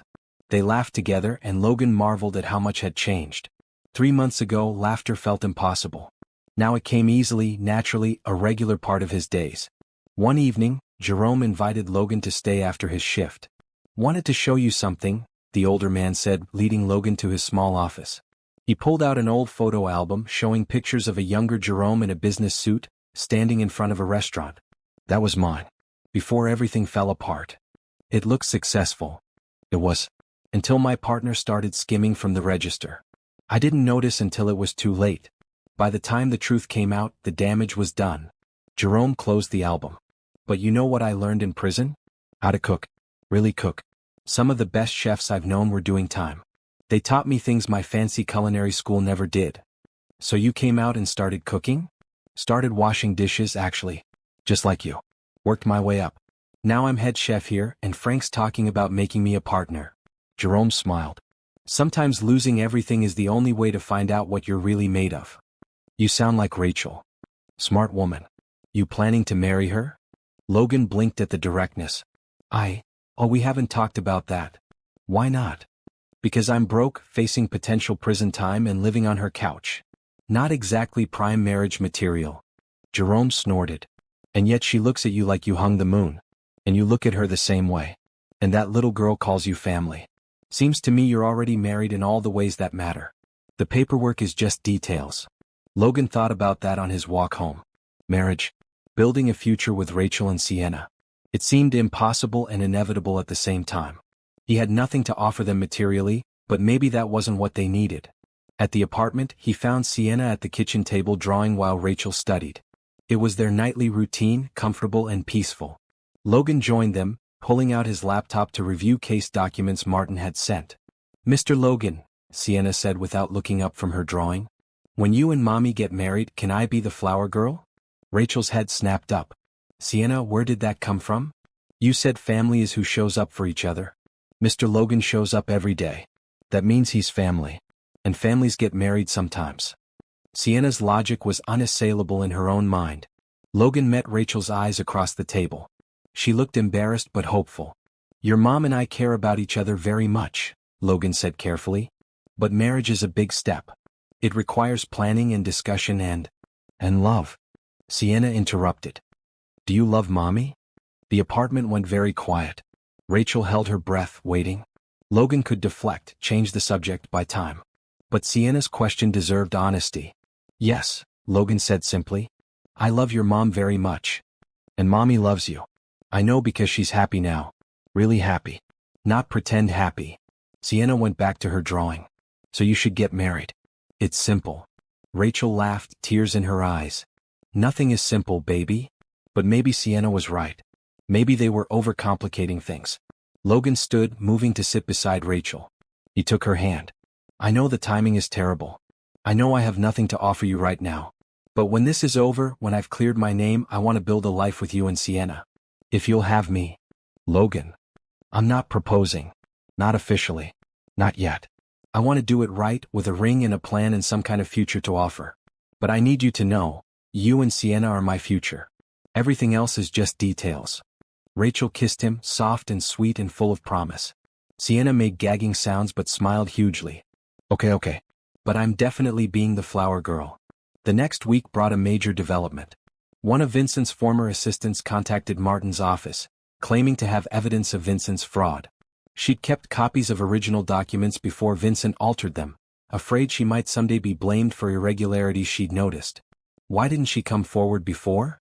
Logan asked Martin on the phone. She was scared. Vincent threatened her, said if she ever talked he'd make sure she never worked again. But after your press conference, after seeing you fight back, she found courage. The documents were exactly what they needed. Original invoices before they were altered, email chains showing Vincent's instructions, bank statements revealing the real flow of money. It wasn't complete proof, but combined with the other evidence, it painted a damning picture. We're filing a motion to dismiss the charges against you, Martin said, excitement clear in his voice. And simultaneously we're filing charges against Vincent. Logan, we might actually win this. Logan sat in the apartment, phone still in hand, trying to process the words. Dismiss the charges. When? Words that had seemed impossible months ago. Rachel came home to find him staring at the wall. What's wrong? Nothing's wrong. Everything's. He stood, pulling her into his arms. They're filing to dismiss the charges. We have evidence. Real evidence. This might actually be over. Rachel hugged him tight and they stood like that for a long time, just holding each other. Years of struggle, months of fear, weeks of uncertainty, all potentially coming to an end. What happens if they dismiss the charges? Rachel asked quietly. Then I'm free. Clear. I can rebuild. And us? What happens to us? Logan pulled back to look at her. Us doesn't change. Whether the charges are dismissed or not, whether I get my money back or not, I want to be here. With you and Sienna. That's not contingent on anything. But you'll have choices again. Opportunities. You might realize this. She gestured around the small apartment. Isn't what you want. Rachel, look at me. 3 months ago I had everything the world says matters. Money, power, status. I was also miserable, alone, and so focused on the wrong things that I didn't see betrayal happening right under my nose. He cupped her face gently. You gave me something money never could. A real home. Real family. Real love. Why would I walk away from that? Because people do. They say they'll stay, then they leave when something better comes along. Logan realized they weren't just talking about him. They were talking about her ex-husband, about everyone who'd let her down, about all the ways she'd learned not to trust promises. I'm not your ex-husband. I'm not Vincent. I'm not any of the people who hurt you. He pressed his forehead to hers. I'm the guy who washes dishes and makes grilled cheese and loves your daughter like she's my own. That's who I am. That's who I choose to be. Rachel kissed him, desperate and believing, and Logan knew whatever happened next, they'd face it together. The motion to dismiss took 2 weeks to process. During that time, the media coverage shifted. Stories that had painted Logan as a criminal now questioned Vincent's role. Former business associates came forward, saying they'd always had doubts. Investors who'd publicly condemned Logan began quietly reaching out to Martin's office. On a Tuesday morning, Logan's phone rang. Martin. The charges are dismissed. All of them. You're cleared, Logan. Completely cleared. Logan dropped onto the couch, legs suddenly weak. All of them? Every single charge. The judge reviewed the new evidence and agreed there was no case. Vincent's been arrested. The FBI is investigating his finances going back a decade. You're free. Free. The word felt too big, too impossible. Logan had spent months in limbo, life on hold, future uncertain. Now suddenly he could move forward, rebuild, start over. Thank you, Martin. For believing in me. For fighting. Thank you for trusting me. Now go celebrate with your family. Logan picked up Sienna from day camp early, splurging on a taxi because he couldn't wait. She chattered about her day, unaware of the monumental news. At the apartment, Rachel was studying. Logan dropped his bag and crossed to her, picking her up and spinning her around. They dismissed the charges. I'm cleared. It's over. Rachel screamed, actually screamed with joy. Sienna joined in, not fully understanding but caught up in the excitement. They danced around the small apartment, laughing and crying and celebrating. That night they ordered pizza, a luxury they rarely afforded. Logan told them everything, how the case had fallen apart, how Vincent was now facing the prosecution, how Logan was truly, completely free. What happens now? Sienna asked, tomato sauce on her chin. Now we figure out the future, Logan said, pulling both Rachel and Sienna close. Together. And for the first time in months, the future looked bright. Logan's vindication made headlines everywhere. CEO cleared of all charges, the fall and rise of Logan Mitchell. Justice served, Vincent Torres arrested for corporate fraud. His phone rang constantly with interview requests, job offers, and apologies from people who'd turned their backs on him. He ignored most of them. Instead, he continued his morning shift at the diner. Jerome raised an eyebrow when Logan showed up the day after the dismissal. You know you don't have to work here anymore, right? Your assets are getting unfrozen. You're about to be rich again. I know. But I gave Frank my word I'd work through the month. A man keeps his promises. Jerome smiled. Yeah, you're going to be okay. The first priority was practical. Logan needed a lawyer for the civil aspects of his case. Vincent had stolen millions and Logan wanted every penny back, not for himself but for the investors and employees who'd been hurt. Martin connected him with a firm specializing in asset recovery. The second priority was personal. He needed to have an important conversation with Rachel. They waited until Sienna was in bed, sitting together on the couch that had been Logan's bed for months. Rachel was nervous, he could tell, playing with her hands the way she did when she was worried. You're going to leave, aren't you? She said before he could speak. Now that you have choices again. Actually, I wanted to talk about you leaving. Rachel's head snapped up. What? Your nursing program. The one you've been taking one class at a time because that's all you can afford. What if you could go full-time? Finish in 1 year instead of 3? Logan, I can't afford. But I can. Or I will be able to once my assets are unfrozen. Rachel, let me do this. Let me invest in your future the way you invested in mine. That's not the same. I gave you a couch and some meals. You gave me hope when I had none. You gave me family when I had no one. You gave me a reason to keep fighting. Logan took her hands. Please. Let me help you the way you helped me. Rachel's eyes filled with tears. I don't want your money. I don't want you to feel like you owe me something. This isn't about owing. It's about investing in people I love. You have a gift for nursing. You're compassionate and smart and dedicated. The world needs more nurses like you. Let me make that possible. And what about us? What happens to us when I'm a working nurse and you're back to being a CEO? We're from different worlds, Logan. We're from the same world now. The world where people work hard and take care of each other and build something real. Logan cupped her face. I'm not going back to who I was. That person was lost, empty, chasing things that didn't matter. I'm building something new now. And I want to build it with you. Rachel kissed him, and he felt her surrender to hope, to possibility, to the future they could create together. Okay, she whispered. Okay, I'll let you help. But I'm paying you back someday. Deal. Though I should warn you, the interest rate is very high. I'm thinking approximately one dinner a week for the rest of our lives. Rachel laughed through her tears. I think I can manage that. The next morning, Logan met with his lawyers to discuss the asset recovery process. His frozen accounts were being released. The settlement from Vincent's fraud would take time, but preliminary estimates suggested Logan would recover most of what was stolen plus damages. What about the company? Logan asked. What's happening with it now? In receivership. The board is looking for new leadership. There's been some interest from competitors in acquisition. The lawyer paused. You could fight to get it back. You have grounds to reclaim your position. Logan thought about it. The company he'd built from scratch, grown into something significant. Part of him wanted to fight for it, to reclaim what was his.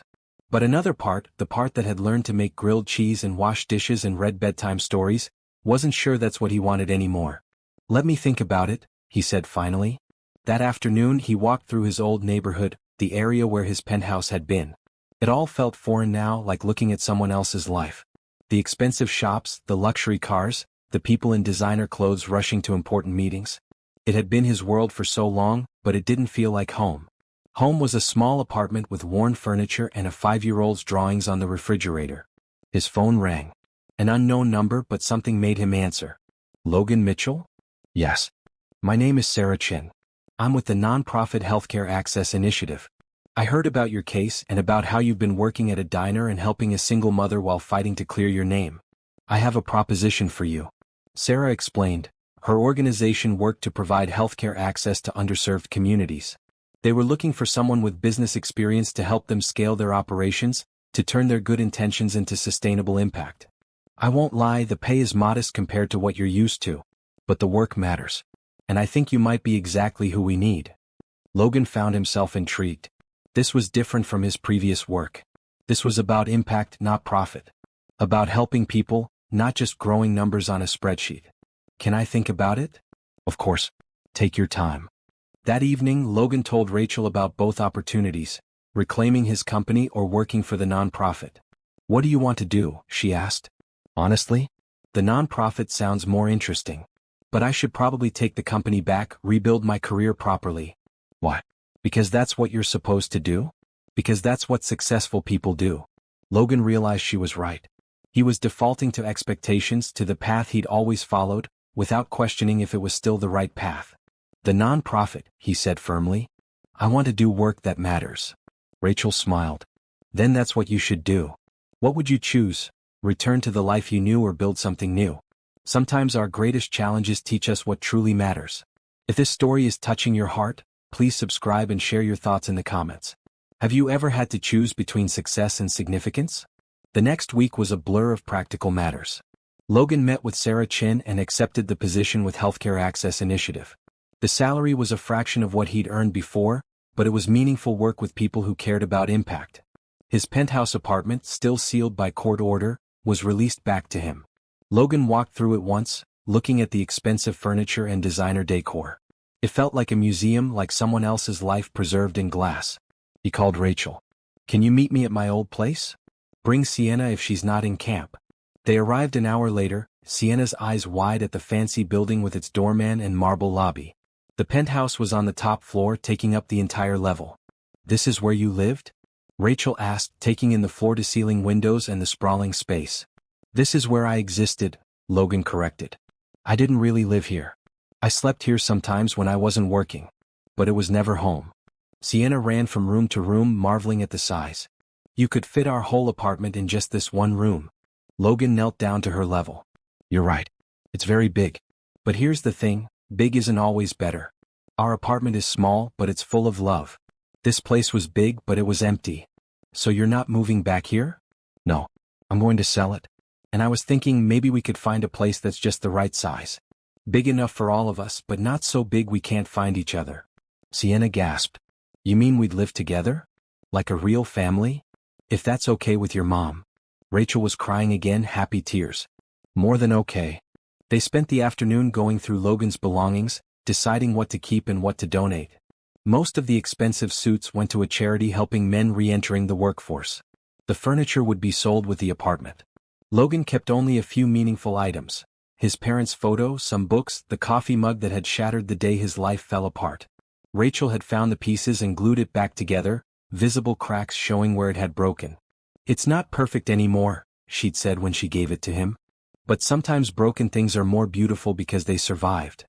Over the next month, pieces fell into place. Logan started his new job, working with the Healthcare Access Initiative to build sustainable programs. Rachel began her full-time nursing program, finally able to focus on her studies without the constant stress of multiple jobs. Sienna thrived with the stability of two parents who were present and engaged. They found a house, modest in a good school district with 3 bedrooms and a small yard. Not the mansion Logan could have afforded, but perfect for their family. Sienna picked out paint colors for her room, insisting on bright red walls because red is the color of happiness. Vincent's trial proceeded quickly. The evidence was overwhelming and he was convicted on multiple counts of fraud, embezzlement and falsifying records. The sentencing wouldn't come for months, but Vincent's fall was complete and absolute. Logan felt no satisfaction in his former partner's downfall. Just sadness at the waste of it all, the lives hurt by Vincent's greed. But he also felt grateful. Because Vincent's betrayal, while painful, had led Logan to this moment. Standing in a backyard with Rachel and Sienna, planning a garden, talking about the future. I'm thinking tomatoes here, Rachel said, pointing to a sunny spot. And maybe some herbs. Sienna can help water them. I'll be the best waterer ever, Sienna declared, already imagining her responsibilities. Logan wrapped his arms around both of them, overcome with gratitude for this ordinary, extraordinary life. No power lunches or board meetings. No luxury cars or exclusive clubs. Just a family, a home, work that mattered. Is this what happiness looks like? He murmured to Rachel. She leaned back against him, watching Sienna dance around the yard. This is what love looks like. Happiness is just a side effect. That evening, after Sienna was in bed, Logan and Rachel sat on their new porch, watching fireflies in the yard. I need to tell you something, Logan said. About Vincent's settlement. Okay. The preliminary numbers came back. After legal fees and compensating the investors who were hurt, I'm still looking at recovering about $40 million. Rachel was quiet, processing. That's a lot of money. It is. And I want to do something meaningful with it. I'm setting up a foundation to help people who've been wrongly accused, to provide legal resources and support. And I want to endow a scholarship fund for single parents pursuing nursing degrees. Logan, that's beautiful. But here's the thing, I want you to help me run it. Both the foundation and the scholarship fund. Your experience, your understanding of what people in those situations need, that's invaluable. Will you do it? Rachel turned to face him fully. You want me to help run a foundation? I want you to be my partner. In everything. The foundation, this family, this life. Logan pulled out a small box, opening it to reveal a simple but beautiful ring. Rachel Williams, will you marry me? Not because I have money again, not because of what we've been through, but because I love you and I want to spend the rest of my life being your partner in all things. Rachel's hands flew to her mouth, tears streaming. Yes. Yes, of course, yes. Logan slipped the ring on her finger, and they kissed as the fireflies danced around them, nature's celebration of their commitment. From inside the house, they heard Sienna's voice. Are you getting married now? Can I come see? They laughed and Rachel called, Yes, baby, we're getting married. Sienna appeared at the door in her pajamas, grinning hugely. I told you it was simple. You just needed to figure it out. Logan picked her up, holding both his girls close. You were right, Sienna. It was simple after all. Sometimes the most important things are. And standing there on their porch with his family in his arms and a future full of purpose ahead, Logan Mitchell finally understood what success really meant. It wasn't money or power or status. It was this: people you loved, work that mattered, and gratitude for every single moment. Everything else was just noise. The wedding was small, held in the backyard of their new home on a September afternoon. Just close friends, Jerome and Frank from the diner, Sarah Chin and colleagues from Healthcare Access Initiative, Martin and some of the legal team who'd fought for Logan's freedom. Sienna was indeed the flower girl, wearing a bright red dress she'd picked herself and taking her role very seriously. She walked down the makeshift aisle scattering rose petals with such concentration that guests couldn't help but smile. Rachel was beautiful in a simple white dress, nothing elaborate or expensive, just perfect for who she was. When she appeared at the end of the aisle, Logan felt his breath catch. This woman, who'd taken him in when he had nothing, who'd believed in him when everyone else turned away, was choosing to build a life with him. The ceremony was short and meaningful. They wrote their own vows, speaking from the heart about second chances and families chosen rather than born and the courage it takes to trust again. "I promise to show up," Logan said, holding Rachel's hands. "Every single day. In the good times and the hard times. When things are easy and when they're difficult. I promise to be your partner, your friend, your support. And I promise to love Sienna as my own, to be the father she deserves."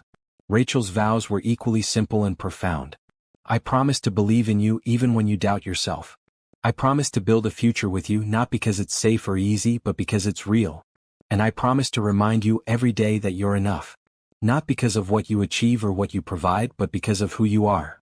When they kissed as husband and wife, Sienna cheered louder than anyone, yelling, "Finally," and making everyone laugh.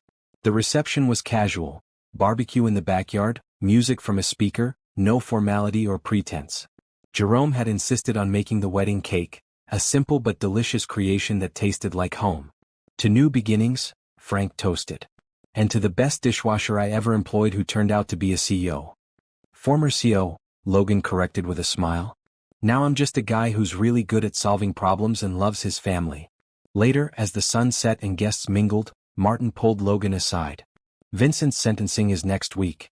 Thought you should know." "What are they expecting?" 15 to 20 years. Multiple counts, significant damages, no remorse shown.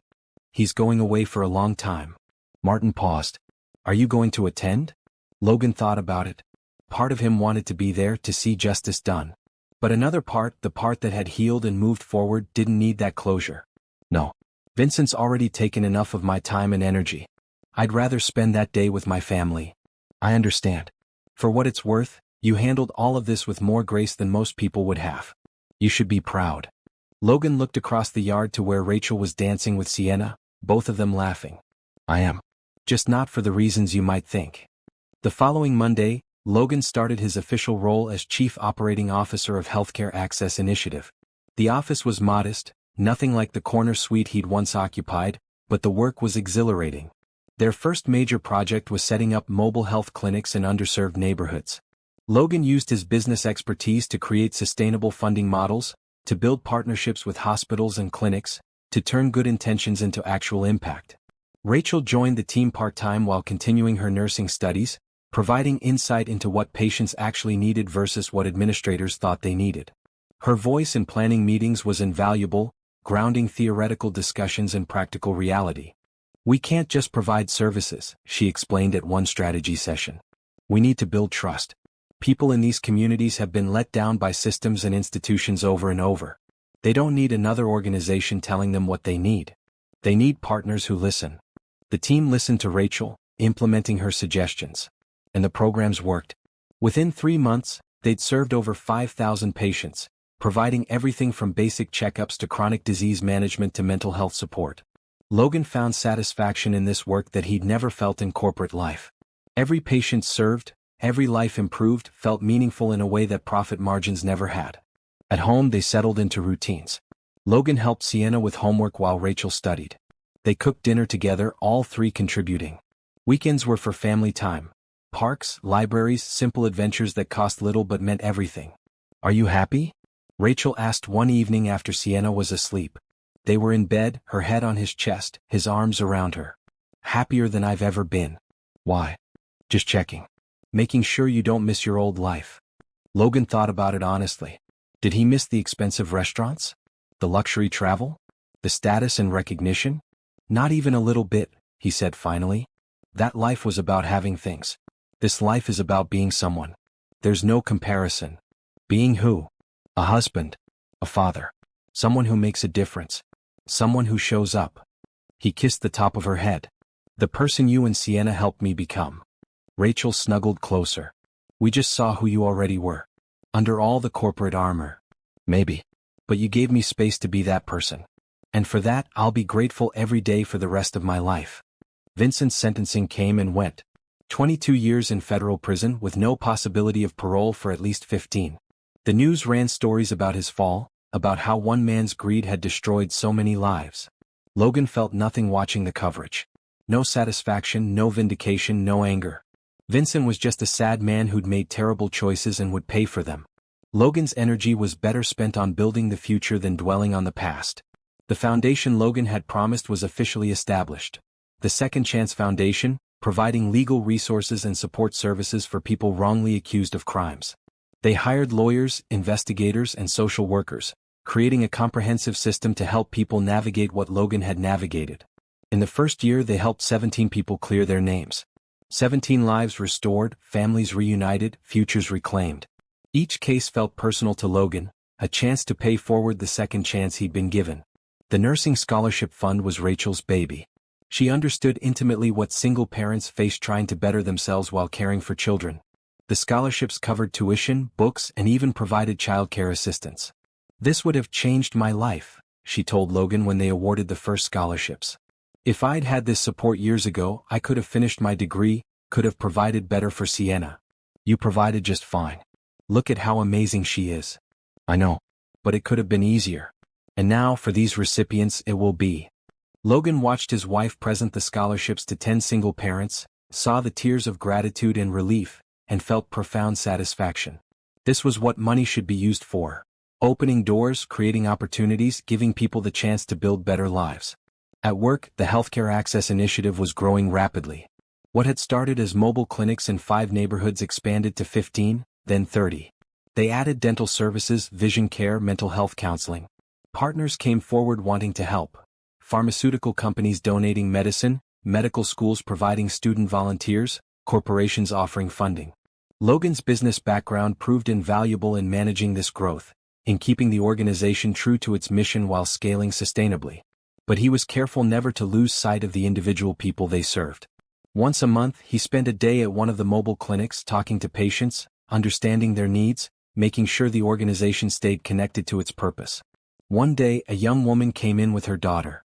The girl was maybe 3 with a persistent cough that worried her mother. I've been trying to get her seen for weeks, the mother explained. But we don't have insurance and the emergency room is so expensive. I was so relieved when I heard about your clinic. Logan watched the nurse practitioner examine the child, write a prescription, explain follow-up care. All provided at no cost, with dignity and respect. The mother cried with gratitude. Thank you. Thank you so much. You don't know what this means. But Logan did know. He understood what it felt like to need help, to be at the mercy of others' kindness. That experience had changed him fundamentally, had taught him that vulnerability isn't weakness and that accepting help with grace is its own form of strength. As months passed, Logan's complete vindication spread through business circles. Job offers came regularly, CEO positions, board memberships, consulting opportunities. Each one came with impressive titles and even more impressive salaries. Logan turned them all down. Don't you want to rebuild your career? One headhunter asked, confused by his refusals. You could be running a Fortune 500 company again. I'm already doing exactly what I want to be doing, Logan replied. My career doesn't need rebuilding. It needed redirecting. And I found the right direction. At home, Rachel graduated from her nursing program with honors. Logan and Sienna sat in the audience, cheering louder than anyone when she walked across the stage. That evening, they celebrated with takeout from the diner where Logan had washed dishes. Jerome had made a special cake, decorated with a stethoscope and the words, Nurse Rachel. I'm so proud of you, Logan told his wife, holding her close. You did this. Against all odds, juggling everything, you made it happen. We made it happen. I couldn't have done this without you watching Sienna, supporting me, believing in me. Rachel smiled. We're a good team. The best team. Rachel started her first nursing job at a community hospital, working in the emergency room. It was hard work, emotional and physically demanding, but she came home energized rather than depleted. "I love it," she told Logan after her first week. "Every patient I help, every person I can comfort or care for, it feels like exactly what I'm supposed to be doing." "I know the feeling," Logan said, thinking of his own work. One evening, Sienna asked, "Dad, can I ask you something?" It was the first time she'd called him Dad instead of Mr. Logan. Logan felt his throat tighten with emotion. "Of course, sweetheart. What is it? Do you ever miss being rich? Like really rich, with the fancy apartment and the expensive stuff?" Logan thought about how to answer honestly. "Sometimes I miss the ease of it. Not worrying about money, being able to buy whatever I wanted. But you know what I don't miss? I don't miss the person I was when I had all that. I was so focused on success that I forgot to be human. I forgot what actually matters." "What actually matters?" "This. You and your mom. Work that helps people. Coming home to a family I love. Those things matter way more than any amount of money ever could." Sienna nodded seriously. "That's what I thought. Because you seem way happier now than in the pictures from before. In those old pictures you looked fancy." Logan surprised Rachel on their anniversary with a trip back to the women's shelter where she'd stayed with baby Sienna years ago. But this time they weren't seeking help. They were giving it. "I don't understand," Rachel said as they pulled up to the familiar building. "Why are we here?" "Because this place saved you when you needed it most. And I wanted to give back." Logan handed her an envelope. "Open it." Inside was a check made out to the shelter for $250,000, along with documents establishing an ongoing partnership between the shelter and the Second Chance Foundation. Rachel's hands shook as she read. "Logan, this is too much. It's not nearly enough. This place gave you and Sienna safety when you had nowhere else to go. It's part of why I have a family now. How could any amount be too much?" They went inside together, meeting with the director, a woman named Patricia who remembered Rachel from years ago. "I knew you'd make it," Patricia said, hugging Rachel tight. "You had that determination, that fire. I could see it even when you couldn't." "I almost gave up so many times," Rachel admitted. "But you didn't. And now look at you, a registered nurse, married, giving back. You're exactly the success story we hope for with every woman who walks through our doors." They spent the afternoon touring the facility, meeting current residents, hearing their stories. Each woman had her own journey of hardship and hope, her own reasons for being there, her own dreams for the future. Logan found himself talking with a young mother named Kelly who'd fled an abusive relationship with her 2 children. She reminded him so much of Rachel, scared but determined, broke but hopeful. "What's next for you?" Logan asked. "I want to go back to school. Maybe become a teacher. But I don't know how I'll manage it with the kids and work and everything." Kelly looked embarrassed. "Sorry, you probably don't want to hear all this." "Actually, I do. What if I told you there's a scholarship fund specifically for single parents pursuing degrees? Would you be interested?"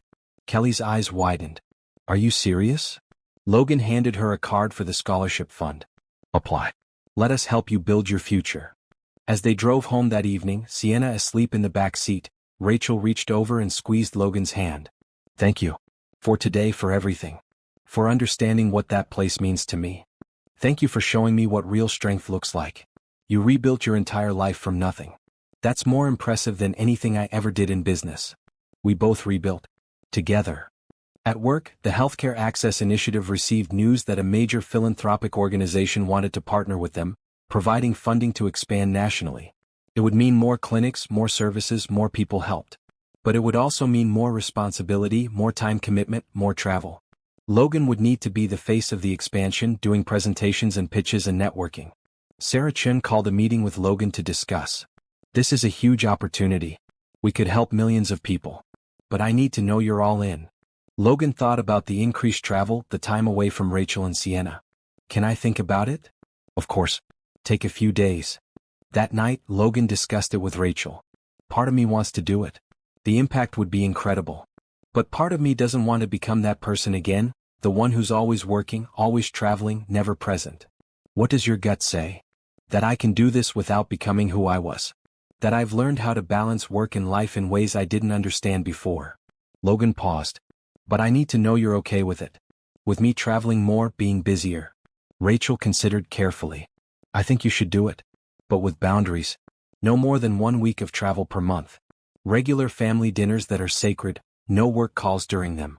And you need to promise that if you start to feel like you're slipping back into old patterns, you'll tell me." "I promise. All of those things I promise." Logan accepted the expansion role with the agreed-upon boundaries. Over the next 6 months, Healthcare Access Initiative opened clinics in 12 new cities. Logan traveled for presentations but never more than a week at a time. He always called Sienna before bed no matter what time zone he was in. The work was exhilarating but exhausting. Logan found himself relying heavily on the skills he'd developed in his previous corporate life: strategic planning, resource allocation, team building. But he applied them with a different mindset now, always asking, "Who does this serve?" before, "What's the return on investment?" During one trip to Atlanta, Logan was presenting at a healthcare conference when he saw a familiar face in the audience. It took him a moment to place it, then recognition hit. Robert Sterling, the tech billionaire who'd come into the diner months ago. After the presentation, Robert approached. "Logan Mitchell?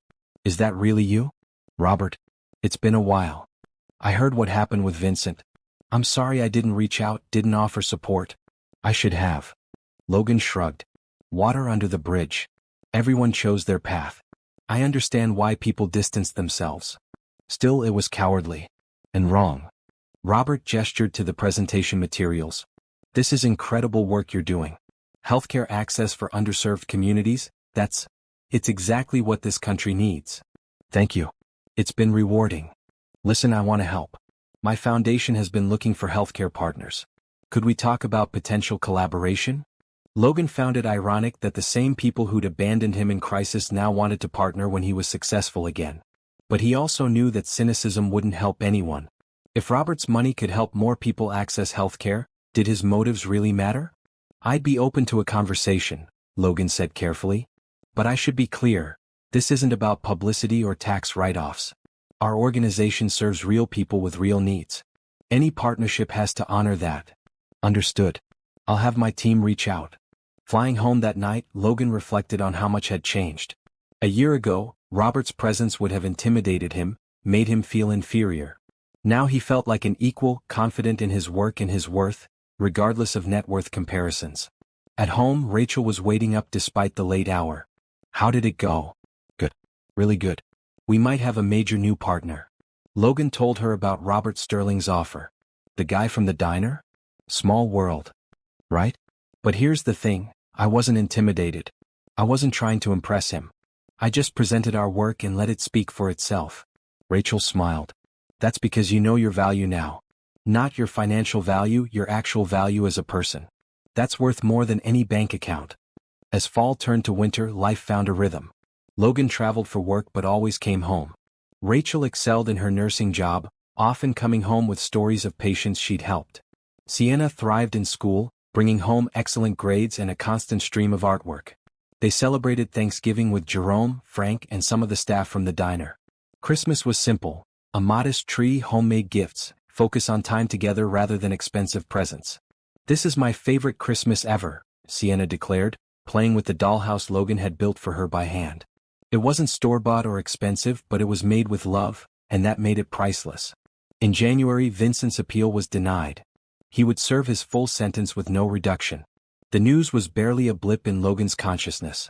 Vincent belonged to the past, to a version of Logan's life that felt increasingly distant. The present and future were what mattered now. The Second Chance Foundation helped its 50th person clear their name, a single father who'd been wrongly accused of theft and had spent 3 years fighting the charges. Watching him reunite with his kids, seeing the relief and joy on their faces, Logan felt tears in his eyes. "You did that," Rachel said softly, standing beside him. "You turned your pain into purpose. You took what happened to you and used it to help other people. That's heroic. It's just the right thing to do. Maybe. But a lot of people wouldn't do it. They'd stay bitter, stay focused on their own trauma. You chose differently." That night, Logan lay in bed thinking about Rachel's words. He had been bitter, had been focused on his own pain. But somewhere along the way, through the love of a woman and a child, through the simple act of showing up day after day, he transformed that bitterness into something productive. Pain into purpose. Trauma into mission. Losing everything into finding what actually mattered. In February, the Healthcare Access Initiative won a major humanitarian award. Logan was asked to give the acceptance speech at a gala in Washington, D.C. He almost declined, uncomfortable with the attention and recognition. But Sarah convinced him. "This isn't about you. It's about the work. And accepting this award gives us a platform to talk about healthcare inequity, to reach people who can help us expand further. Sometimes we have to be uncomfortable for the greater good. So Logan went, bringing Rachel and Sienna with him. They stayed in a nice hotel, attended the gala in formal wear. Sienna was enchanted by the fancy dresses and the ballroom. "It's like a fairy tale," she whispered, eyes wide. Logan gave his speech, talking not about himself but about the patients they served. He told stories of real people: the young mother who finally got her daughter's asthma treated, the elderly man who received cataract surgery and could see clearly for the first time in years, the teenager who got mental health counseling that literally saved his life.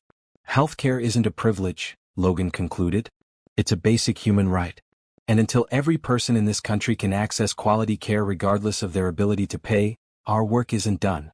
This award isn't a finish line. It's fuel to keep going." The applause was thunderous.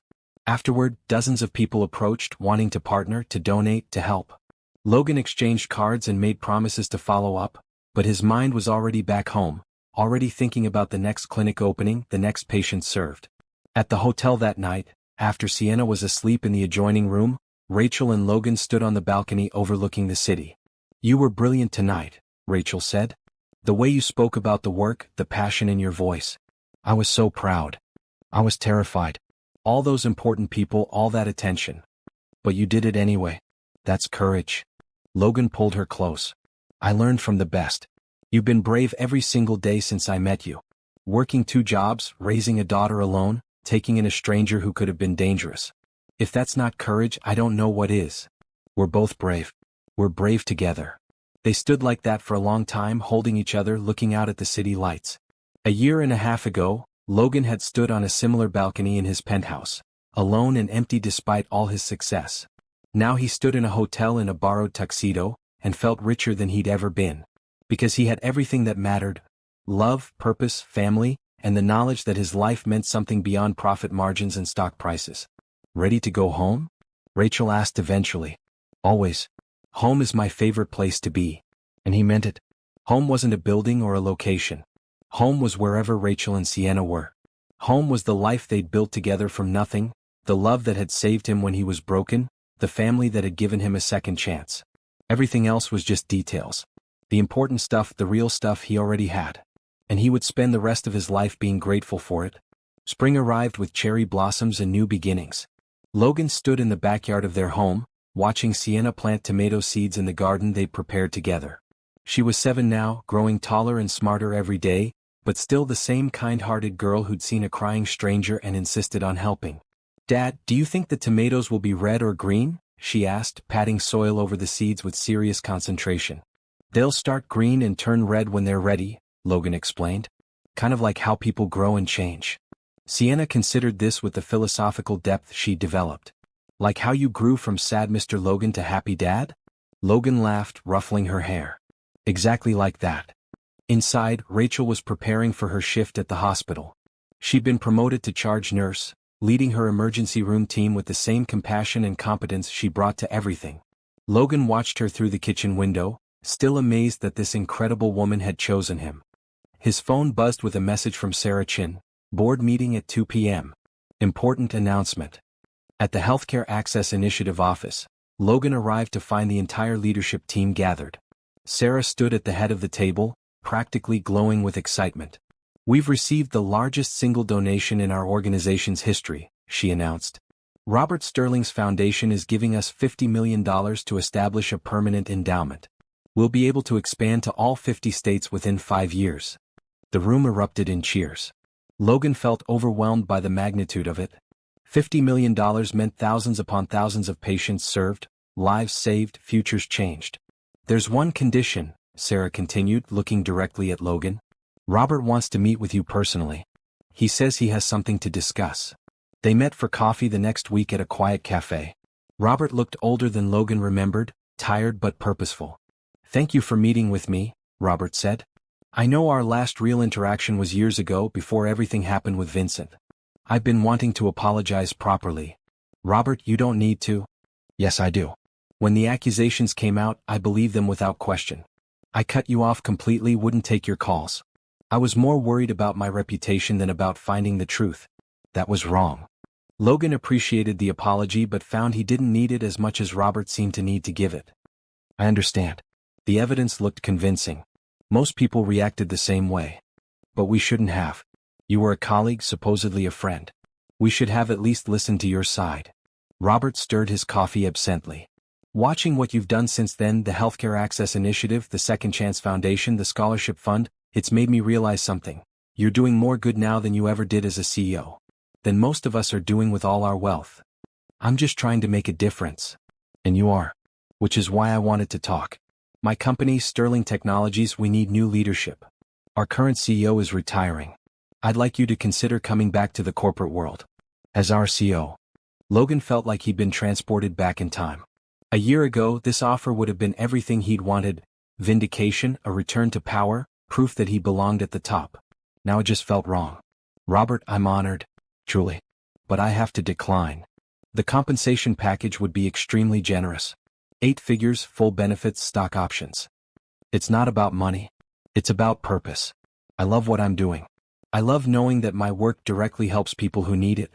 Going back to corporate leadership would mean giving that up. Robert looked surprised but nodded slowly. I understand. And honestly, that response just confirms you're exactly the kind of person we need. But if you won't take the CEO role, would you at least join our board? Help guide us toward more socially responsible practices. That Logan could agree to. Being on Sterling Technologies' board would give him a platform to advocate for ethical business practices, to push for corporate responsibility and community investment. I'll join the board. But I maintain my role with Healthcare Access Initiative.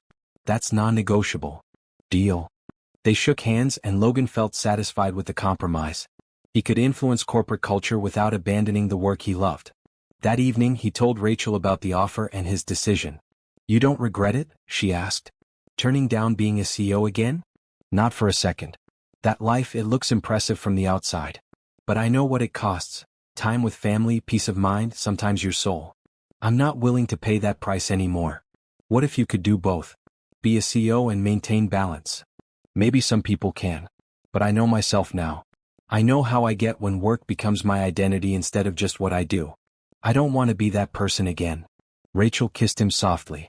I love that you know yourself well enough to make that choice.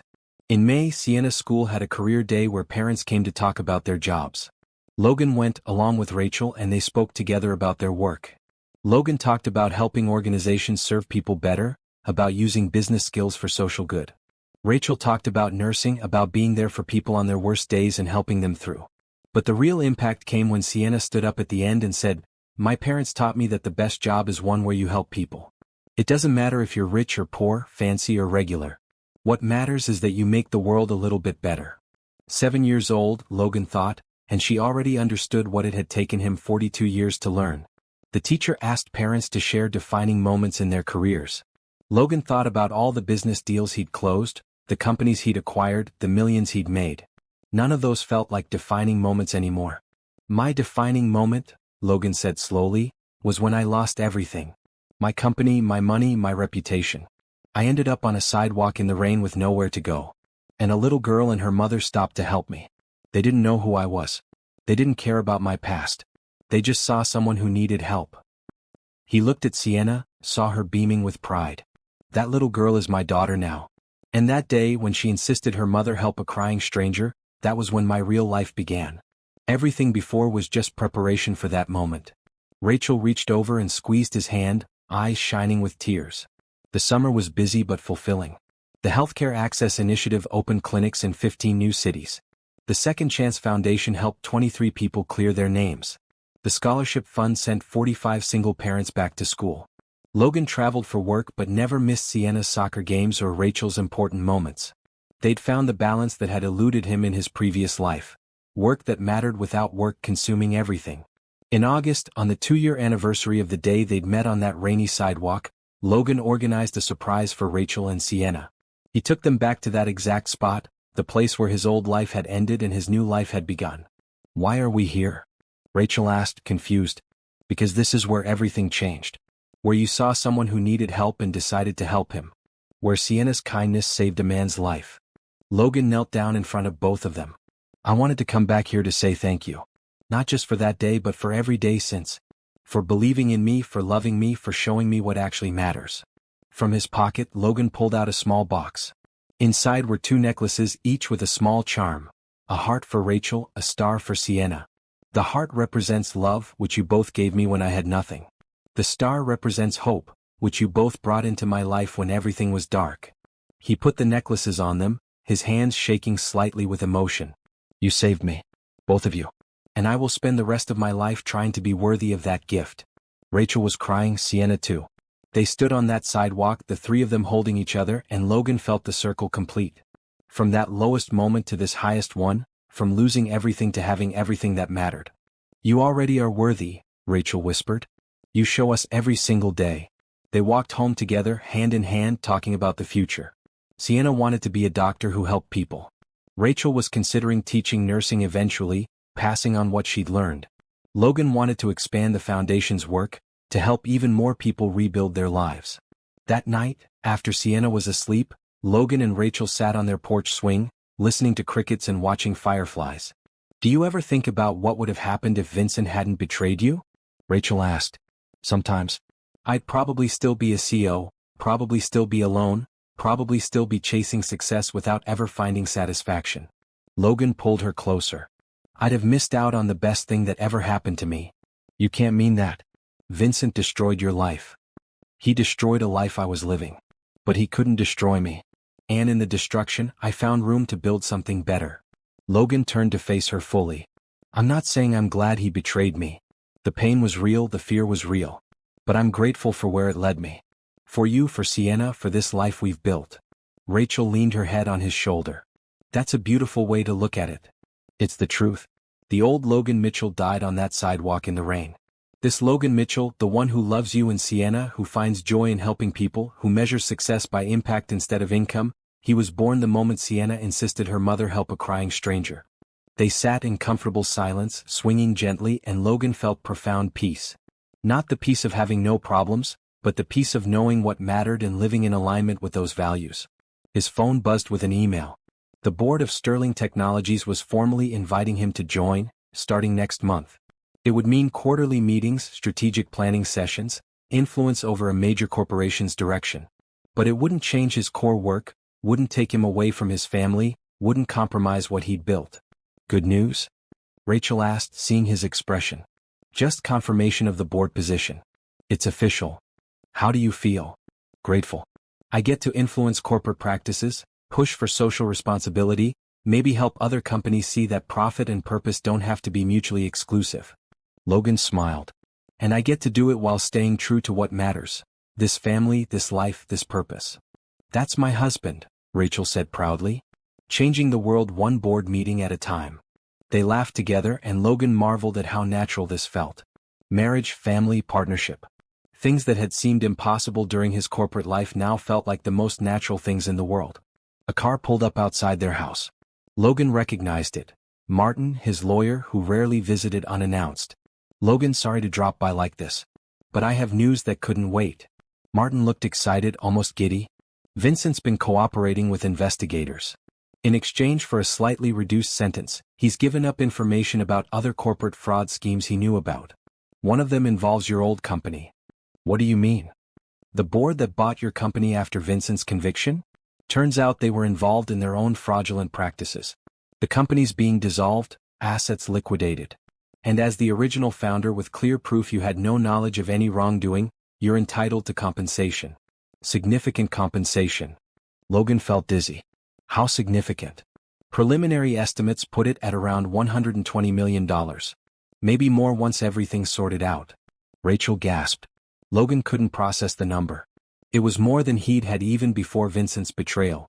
It was generational wealth, enough to never work again, enough to do anything they wanted. But Logan already knew what he wanted to do. Martin, I need you to set something up. I want the majority of that money to go into trust funds. One for expanding the Healthcare Access Initiative, one for growing the Second Chance Foundation, one for increasing the scholarship fund. I want to keep enough for our family to be secure, for Sienna's education, for emergencies. But the rest goes to helping people. Martin smiled.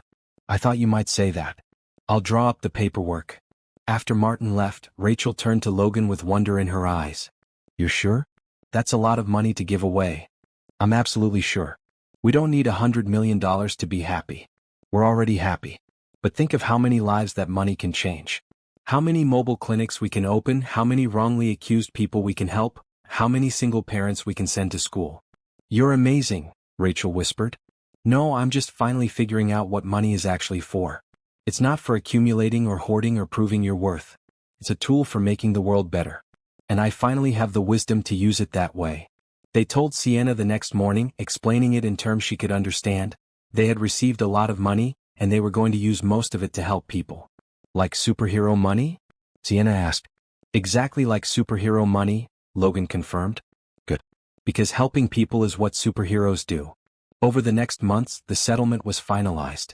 Logan and Rachel worked with lawyers and financial advisors to structure the trusts properly, to ensure the money would be used effectively and responsibly.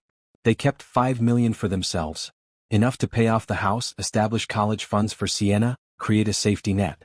The rest, over $115 million, went into the trusts for the three organizations. The Healthcare Access Initiative could now expand to every state, opening permanent facilities instead of just mobile clinics. The Second Chance Foundation could hire more lawyers and investigators, help more people faster. The scholarship fund could support thousands of single parents instead of dozens. At the press conference announcing the donation, reporters asked Logan why he was giving away such a fortune. Because keeping it would be selfish, Logan said simply. I have everything I need. A family I love, work that matters, a comfortable home. Everything beyond that is extra.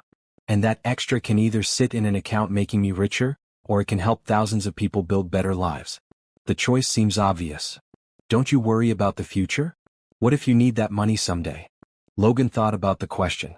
2 years ago, he would have worried constantly about security, about having enough, about protecting his wealth. Now he had different priorities. I've learned that true security doesn't come from having millions in the bank. It comes from having people who love you, purpose that fulfills you, and the knowledge that you're living in alignment with your values. I have all those things. So no, I don't worry about the future. The press conference ended and Logan went home to his family. That evening they did what they always did. Cooked dinner together, helped Sienna with homework, read bedtime stories, talked about their days. Nothing had changed despite the windfall. They were still the same family, living the same life, finding joy in the same simple things. That was by design. As Logan tucked Sienna into bed that night, she looked up at him with her serious eyes. Dad, are you happy? The happiest I've ever been. Why do you ask? Just checking. Because you were so sad when I first met you. I wanted to make sure you stayed happy. Logan kissed her forehead. I will always be happy as long as I have you and your mom. You two are my happiness. We love you too, Dad. Even when you were poor and sad, we loved you. And we'll love you forever. Forever is exactly how long I'll love you back. After Sienna fell asleep, Logan joined Rachel on the porch swing.